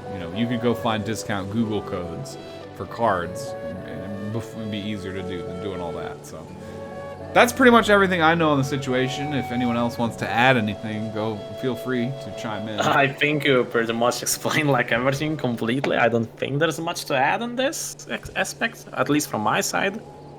Nothing from my end as well. I mean, the only thing I'll just say is it's definitely a cheap way of doing it, like you mentioned. It's I definitely think they saw the advantages of using basically a cover, not a very good cover from the Apple's increasing, because I've seen the comparison charts because I wanted to see how much, if it was an actual difference and whether it was an actual straight, was it Apple actually, or was it them just increasing it by a bloated amount. Apple did increase it by around 20 to 30%, so in some countries it's a fair increase, which is understandable, that's fine. But certain countries definitely got a bit of a disadvantage. Let's just leave it at that, I guess, and got the biggest increase of 70 to 80%, I think, specifically in Brazil and stuff. So while it was a good way or using a good cover of Apple, it didn't really go to plan because it wasn't really subtle in the way they did it, to be fair. So yeah, it's definitely a shame for those living in those regions, and obviously their cost of living is completely different to what we have in the West and in certain other countries. So yeah, no, that's just it's obviously it's a shame. It's definitely a shame for those merchants. Again, it's definitely lazy. They could have easily just stopped people from doing it like that by obviously blocking VPNs or doing it the way Fortnite did it, of course, and stuff like that. It's just not a good way of going about it. And as far as I know, when I was on forums, the day that prices actually increased, a lot of people were saying that they did not make like any announcement beforehand. They just increased the price It and was like overnight, just bing bang. yeah, and they just announcement happened like a couple hours or like 5 hours or something after the prices were already increased. So they didn't even give a chance for the people to like buy like those crystals before the price increase actually happened. So that was like. Well, I think at that point, no matter when you announce it, because the guy that bought crystals like 40 seconds before it went away, right? Or if you make the announcement, people just stock up and never buy crystals again. So they've got to cut the cord at some point, and someone's gonna be mad when they pull the rug out from Well, under them, right? I don't think that everyone can just stock up, like infinitely, on crystals, even if it was on lower They're price. money makers, the whales, right? We'll see Yeah, I that. mean those for Plan this sure. for 3 years, and they'll cash out 3 years worth of whaling right there. I'm sure that's their big fear. By the way, is there no cap on how much those primogems, not primogems, the different currency was called? Stardust and Star Glitter, there is no cap on. Oh, yeah, No, I've Not never one. heard We of have any not cap being on on that. Nolar's I account. mean, based on Dolar's account, no we have cap not on hit them. it yet. We've broken 30,000 of those. Or on the premium currency, like the ones to buy with the real money. Is there a cap on that? I Oh, don't- Genesis crystals, not yeah, that I don't we think know it of. is. I don't think they're gonna ever rerun the sales. I mean, I don't okay, think they keep I will buying them. say this. I will say this. I'm pretty sure there's no cap on it because I've seen a person who's bought 1 million Genesis crystals on the Chinese server. So Yeah, I'm like 90% sure there isn't a cap. I was about to co-sign Gale just now by saying that in every single summon video I've seen for this game, any cap comes from that person's credit card getting declined. Like the game will take it until the credit card company's like, "Wait a minute, hold up, we got to pump the brakes." Why are you giving this all to this game? Why? Yeah, like You we buy gotta a make new sure car? it's really you. You drive this game? I mean, you're gonna use new character, won't you? I mean, you got that C6, Venti. So yeah, I don't believe that there is any cap on what you can hold. Yeah, like Gail said, I saw the comparison video between the free-to-play player and that same guy who had like 1.1 million. Well, he spent like 600,000 of them, and he still had like 550K left or something. Mhm. And it was a comparison chart. And the interesting thing was that video was a comparison chart of like enjoyment levels of who was enjoying the game more. And it came out that the free-to-play player actually was enjoying the game more because he felt like he had more to work for and more motivation to actually play. Whereas when you're an Uber whale, you just have an infinite slider bar where, oh, you need 20 million Mora, just slide that bar right on over. There you go, it's yours. Oh, you need all these upgrade materials, just use that currency and just snatch them all up. Like the whaling advantages in this game are definitely significant. Wasn't there a limit on how much materials you can actually buy on like upgrade materials from the shop? There is. Yeah, it's a but monthly. you can get It's a unlimited monthly Mora. limit. But once you buy every single thing that's in there, another bar appears that's just infinite Mora. Ness. What? So what happened there is he bought them all at the same time, but he bought the Mora at the same time too. If you just buy the Mora, it'll reset when you leave the shop and you go back in. You can infinitely buy the Mora. You do not need to clear out the shop first. Oh, okay. I thought it was two different options, like the No. Sigils shop. It's because he had wailed so hard he bought out the entire shop, and so it looked like he unlocked the infinite Mora button. But no, if you just buy the Mora, you'll end up replacing it with a more expensive Mora option that is infinite from that point forward. And whaling in Genshin, if you ever hit a wall and you're like, gee, I need some Mora, the whales never feel that. And so every time you spend resin to go get Mora, that's resin they get to reroll. That's the whaling advantage in Genshin. Yeah, and also having like 4,000 resin available at any time just by refreshing it 6 times every day for a week. Yeah, you can go get all your artifacts, especially after you hit AR45. You're going to finish all your characters, everything. And I farm. wouldn't care as much if it was like, quarters to a couple bucks, but It's pretty expensive to just refill resin and everything every day if you do it every single day. The first one is cheap, but the further down, it's for free to play. It's the first one's just hard. 50. It's recommended that free to play players do a full load of resin and 1 refresh every day with the 50, because you can earn like 280 primos per day or something like that. So, the 50's fine, but if you do all of them, it's 750 per day, that's not free to play territory at all. Yeah, that's a multi-summon every 2 days, which is no. Yeah, so it gets pretty crazy. Well, if you guys don't object, I say we just kind of go right into the questions here. If Nas wants to pull them up. Yeah, I mean, the only other thing that we could mention briefly that we did not pay any mind to at all, which I'll pull up on screen real quick, we get a quick opinion from y'all, is just, I don't think we mentioned the new weapon banner that's rotating in to replace the Wolf's Gravestone banner, right? We didn't. Going to feature the Skyward Harp bow. I would assume this is a catalyst specifically meant for Ningguang here. Yes, it's a new catalyst weapon. I think effectively what it is basically, I think from what I've heard from the 1.1 leaks, is that it's basically a sort of, it helps with the shield units especially. So, and this is not only for just this catalyst, it's also for the new 2 other weapons that will be coming in a future update. Or with the Zhongli banner, I think whenever they refresh this weapon banner, the new spear as well as the new claymore. Effectively, what these weapons are is that they'll help improve your shields effectively. So they're more defensive-based weapons. It's basically for mainly Geo characters, I would say. Yeah. Yeah, I want to throw in really quick that rest weapon is really powerful and official.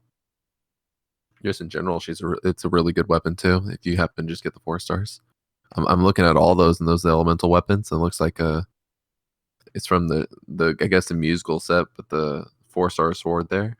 Those are all really powerful weapons. I believe Razor really likes that great sword.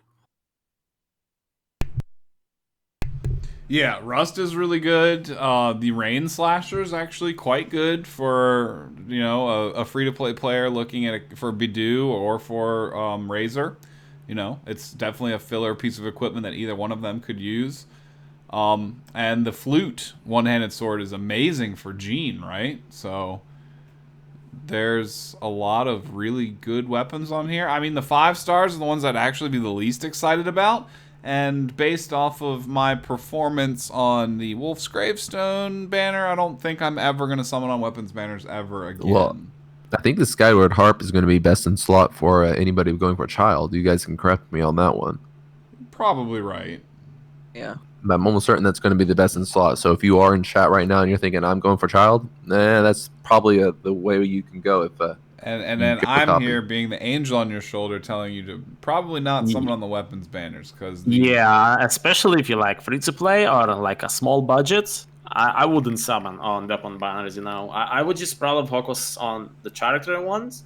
Okay, if you don't want the character, you have a lot of primal gems, maybe then, but that's like, like a second priority, maybe even third,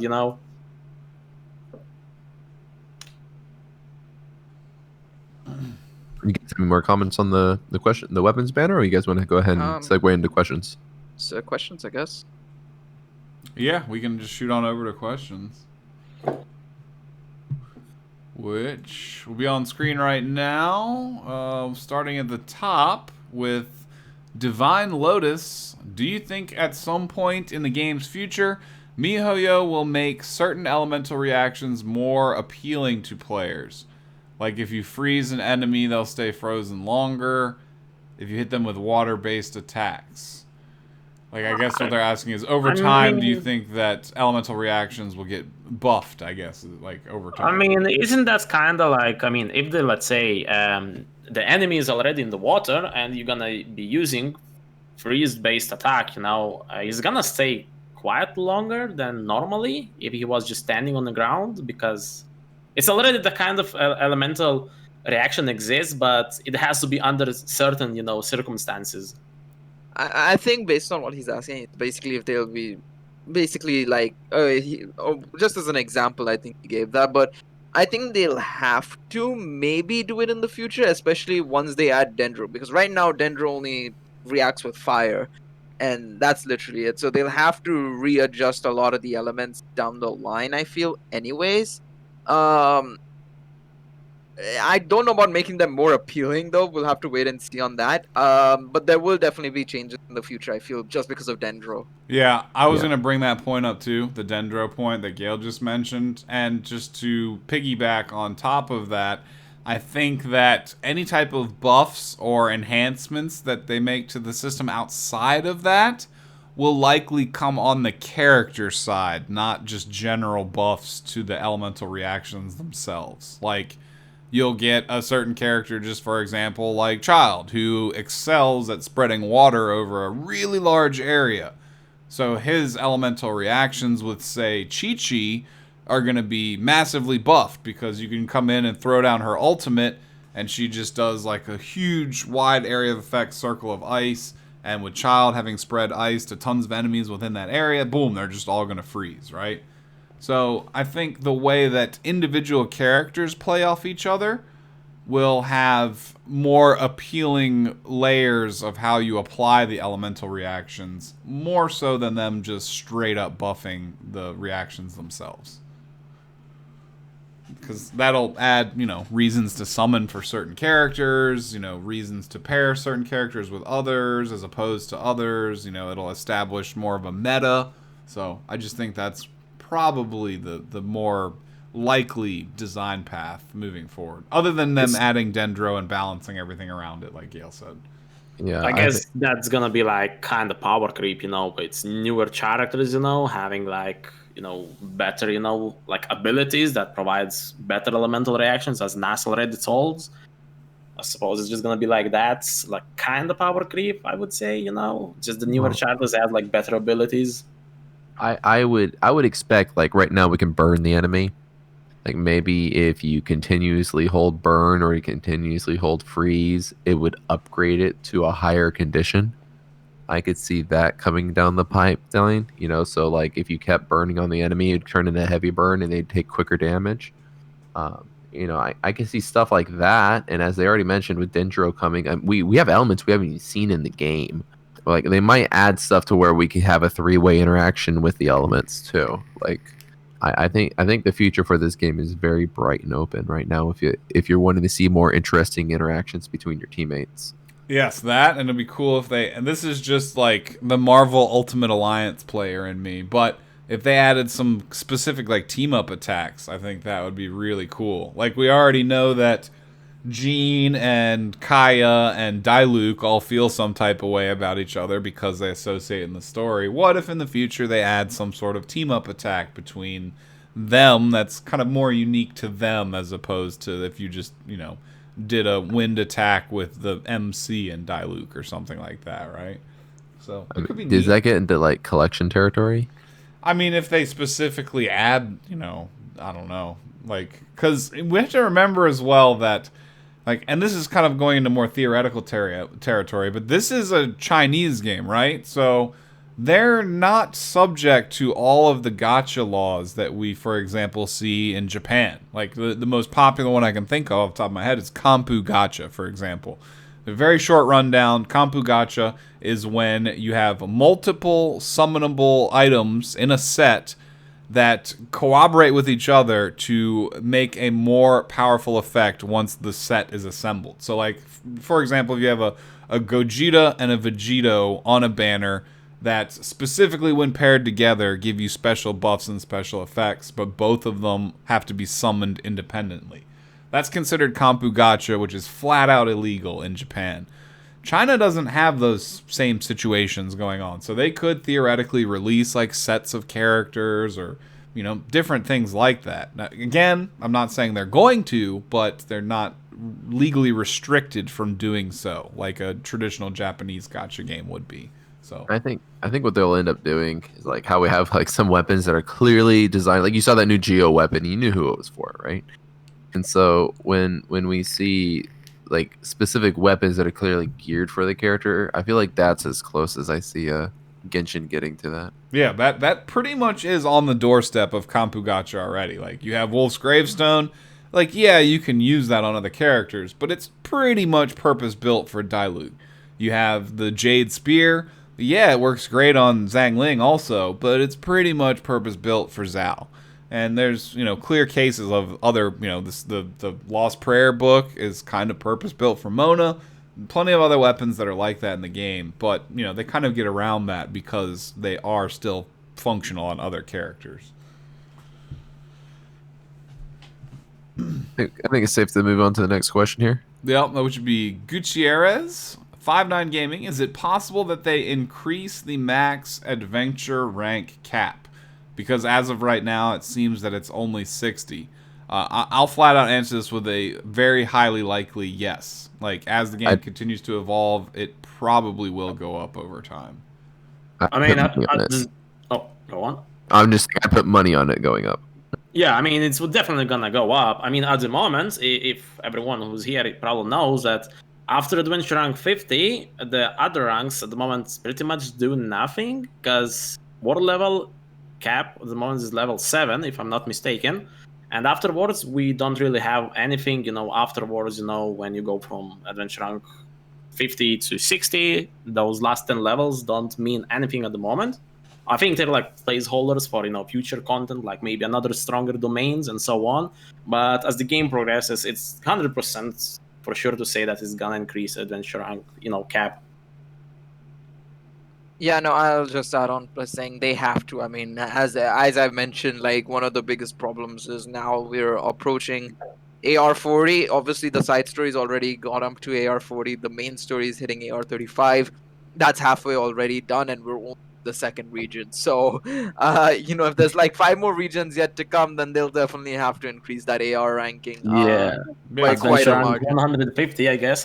Other than special events, leveling up your AR rank is the only way to get fragile resin. So we need more fragile resin, dang it.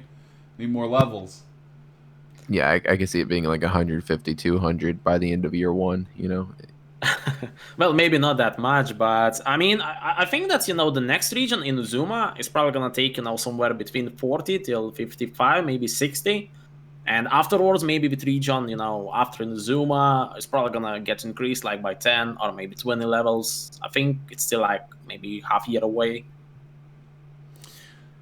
Yeah, that's a pretty straightforward and easy question to answer because as most games as a service continue to age, systems like this are constantly being developed and updated. So I would assume the same for this game. Like, this game has no end date, even probably reasonably in mind in the developers' minds as to when they plan to wrap up the story or end it. Like, they're just getting started. So I would expect all things to continue to grow and evolve, including the character levels, awakenings, new characters. The only thing that I think that MiHoYo doesn't really do is re-release new versions of older characters. And that's just historically. That doesn't mean that they can't do that.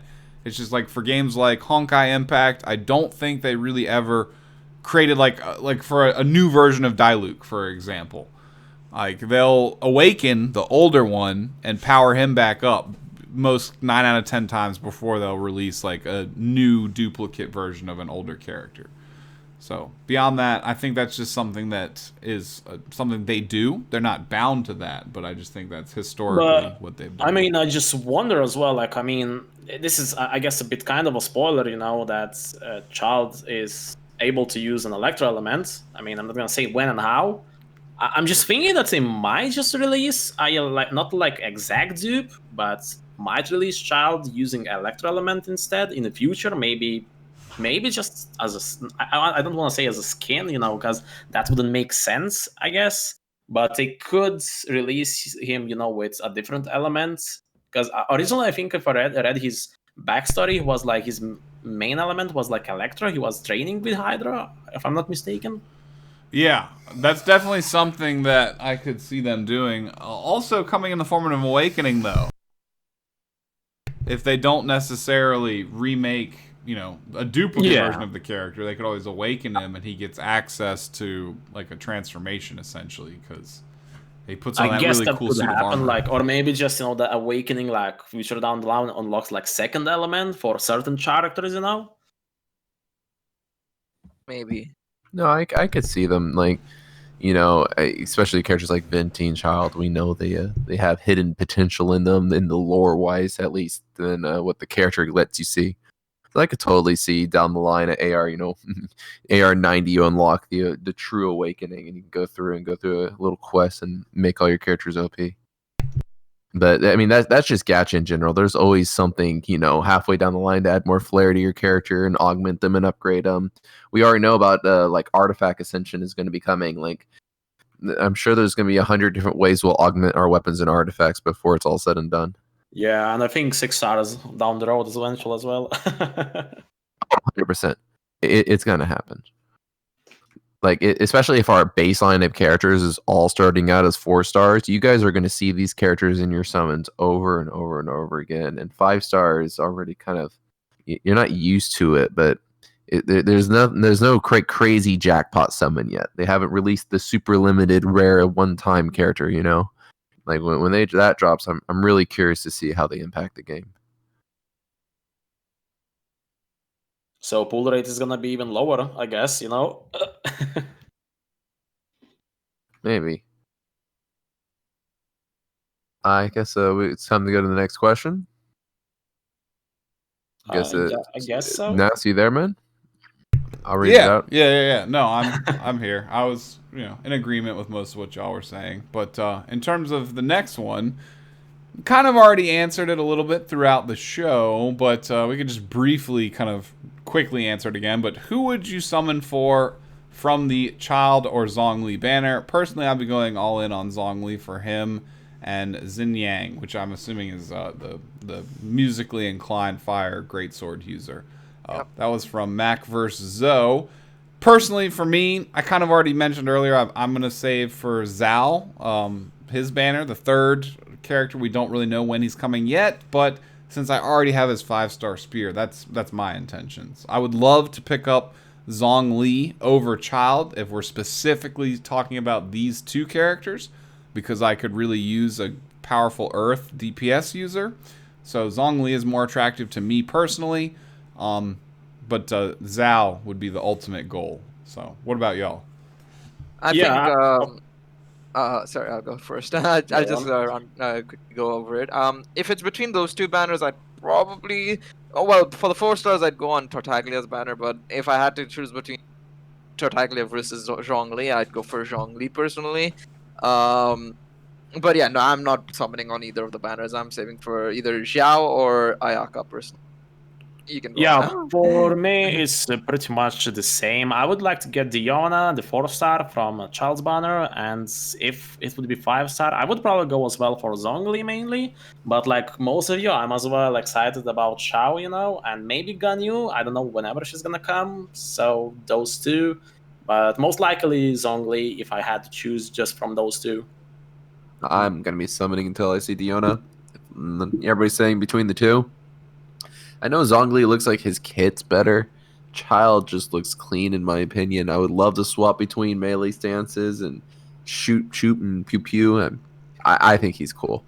Maybe it's really easy to win me over, but I want Child over Zhongli. You say and I definitely want Diona. Zhongli's got that super clean spear kick animation. I know. He looks, but 1, I grew a personal hatred dealing with him in the story, and 2.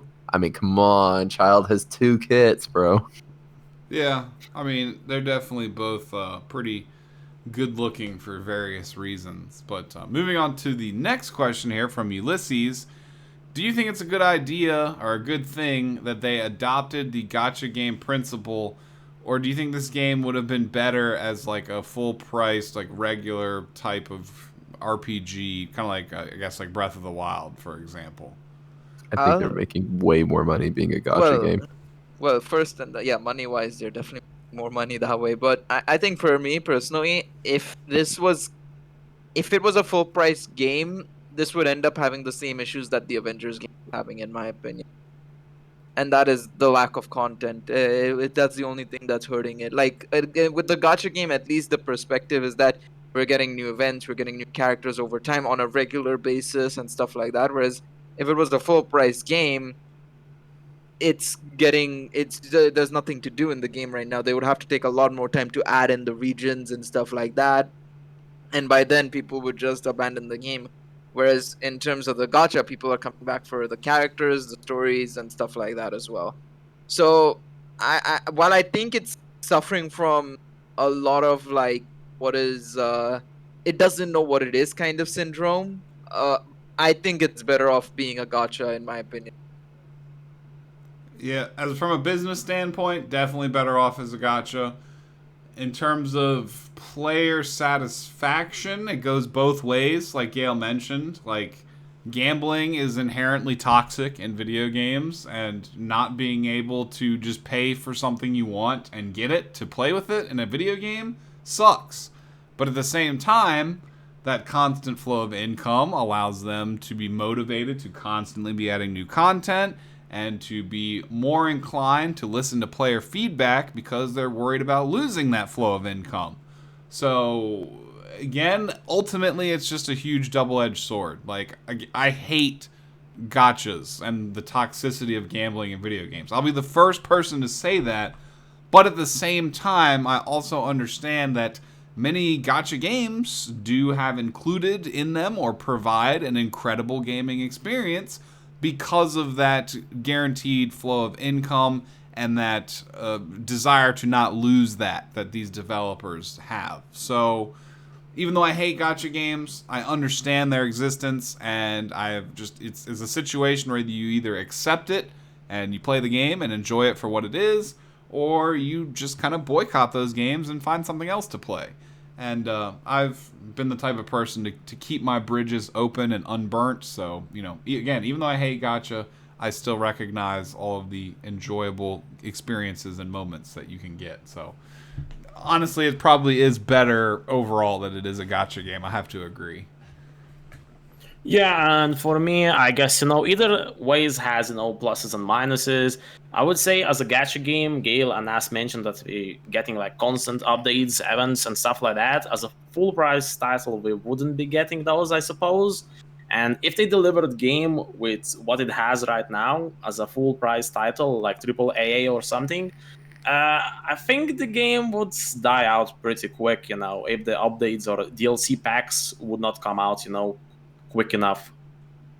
I don't know I think if it was a full price title, the amount of people that would have played it obviously would have been far less, just as a random IP. And I want to believe that if new characters came out as a character pack and you were just paying $20 and everybody paid $20 and you got the whole banner, GG, then I want to believe it would do good. But I think the simple fact that a lot of people don't have any disposable income and now they can be exposed to Genshin Impact in its entirety.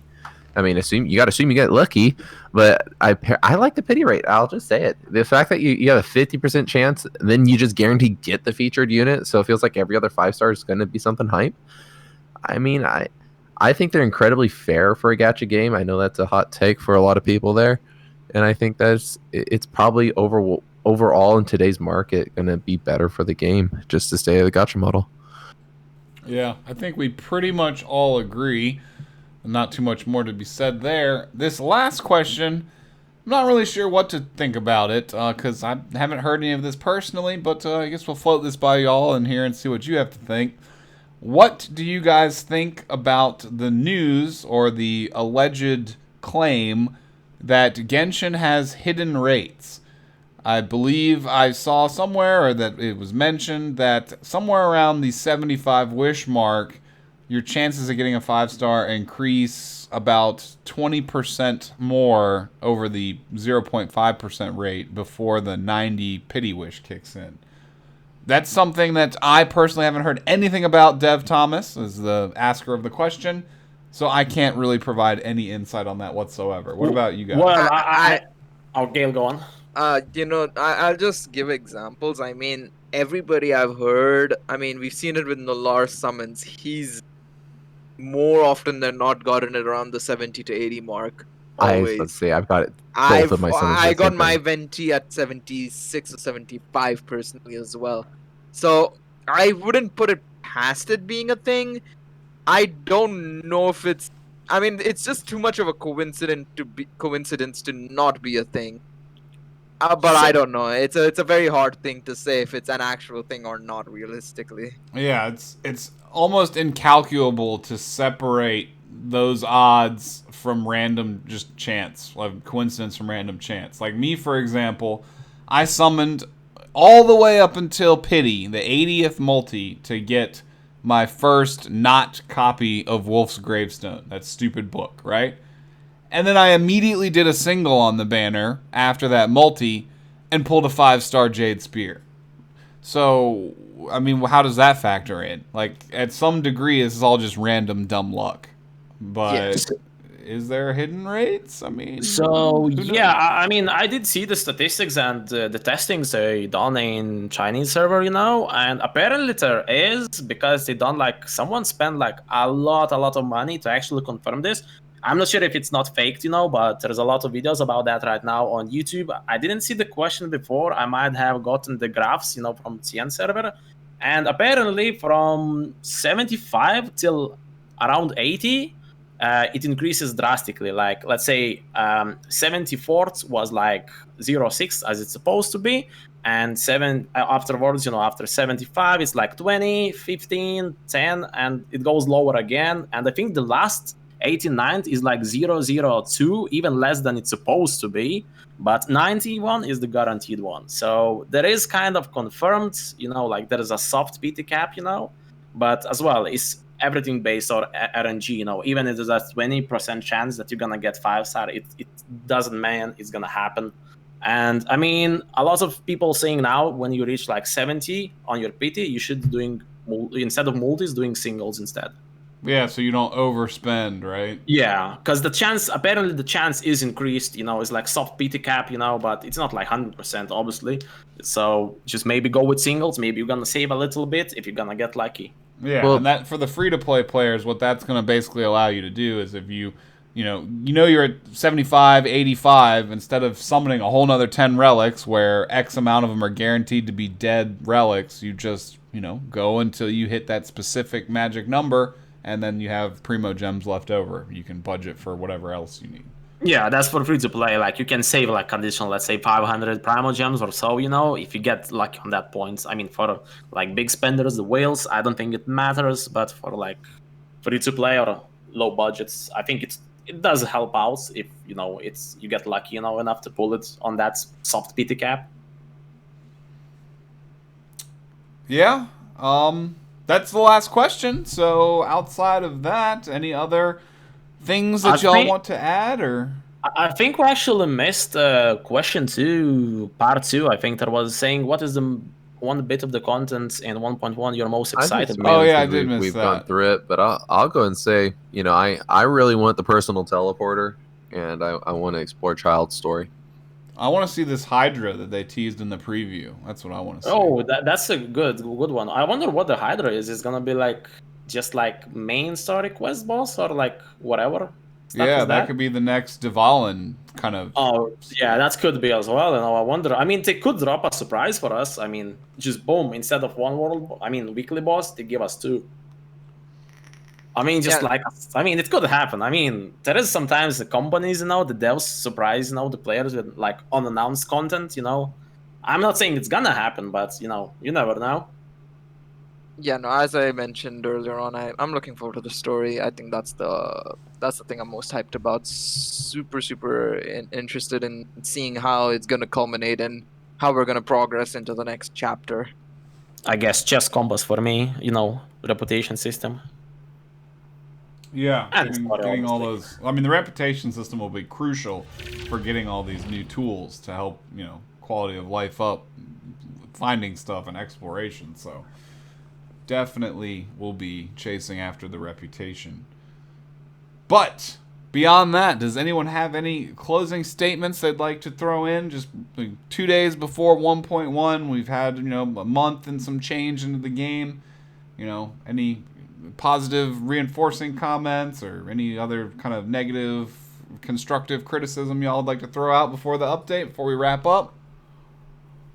I guess I'll add something. If you're planning to pull for something, I mean, you still have 2 days left, so go ahead, farm up materials, especially if you're planning for 4 stars, not 5 stars, because, you know, it's like not guaranteed you're gonna get them, but you can get prepared yourself, get the materials you want, so you can get ready on day 1 with your new character, you know, try it out, you know. I would advise, you know, you still have some time. If you didn't start yet farming the materials you need, I think there's already a lot of guys out there, you know, showing what you need, what you're gonna need, what talents and everything.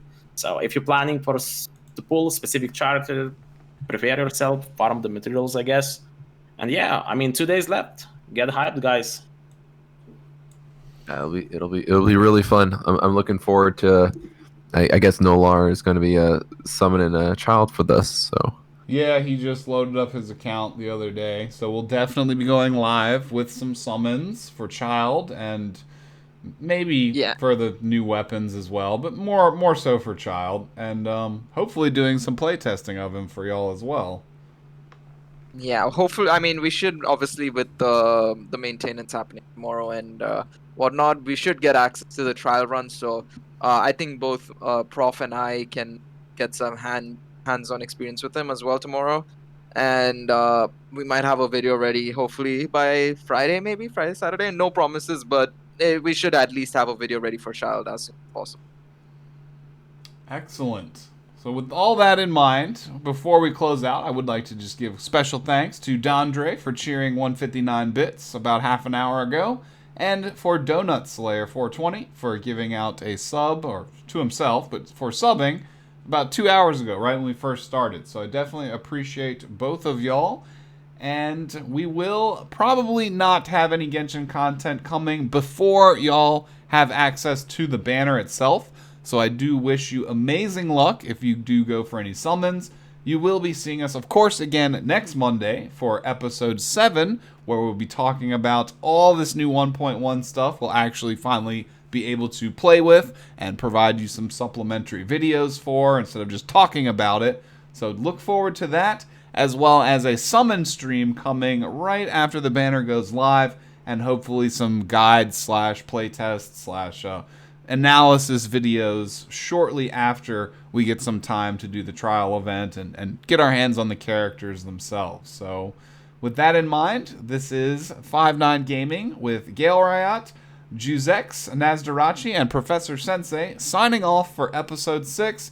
Again, hope you all have an amazing week and great luck on any summons you get. Hopefully you pull the fire, and we'll be seeing you again real soon. Peace out, everybody. bye. Peace.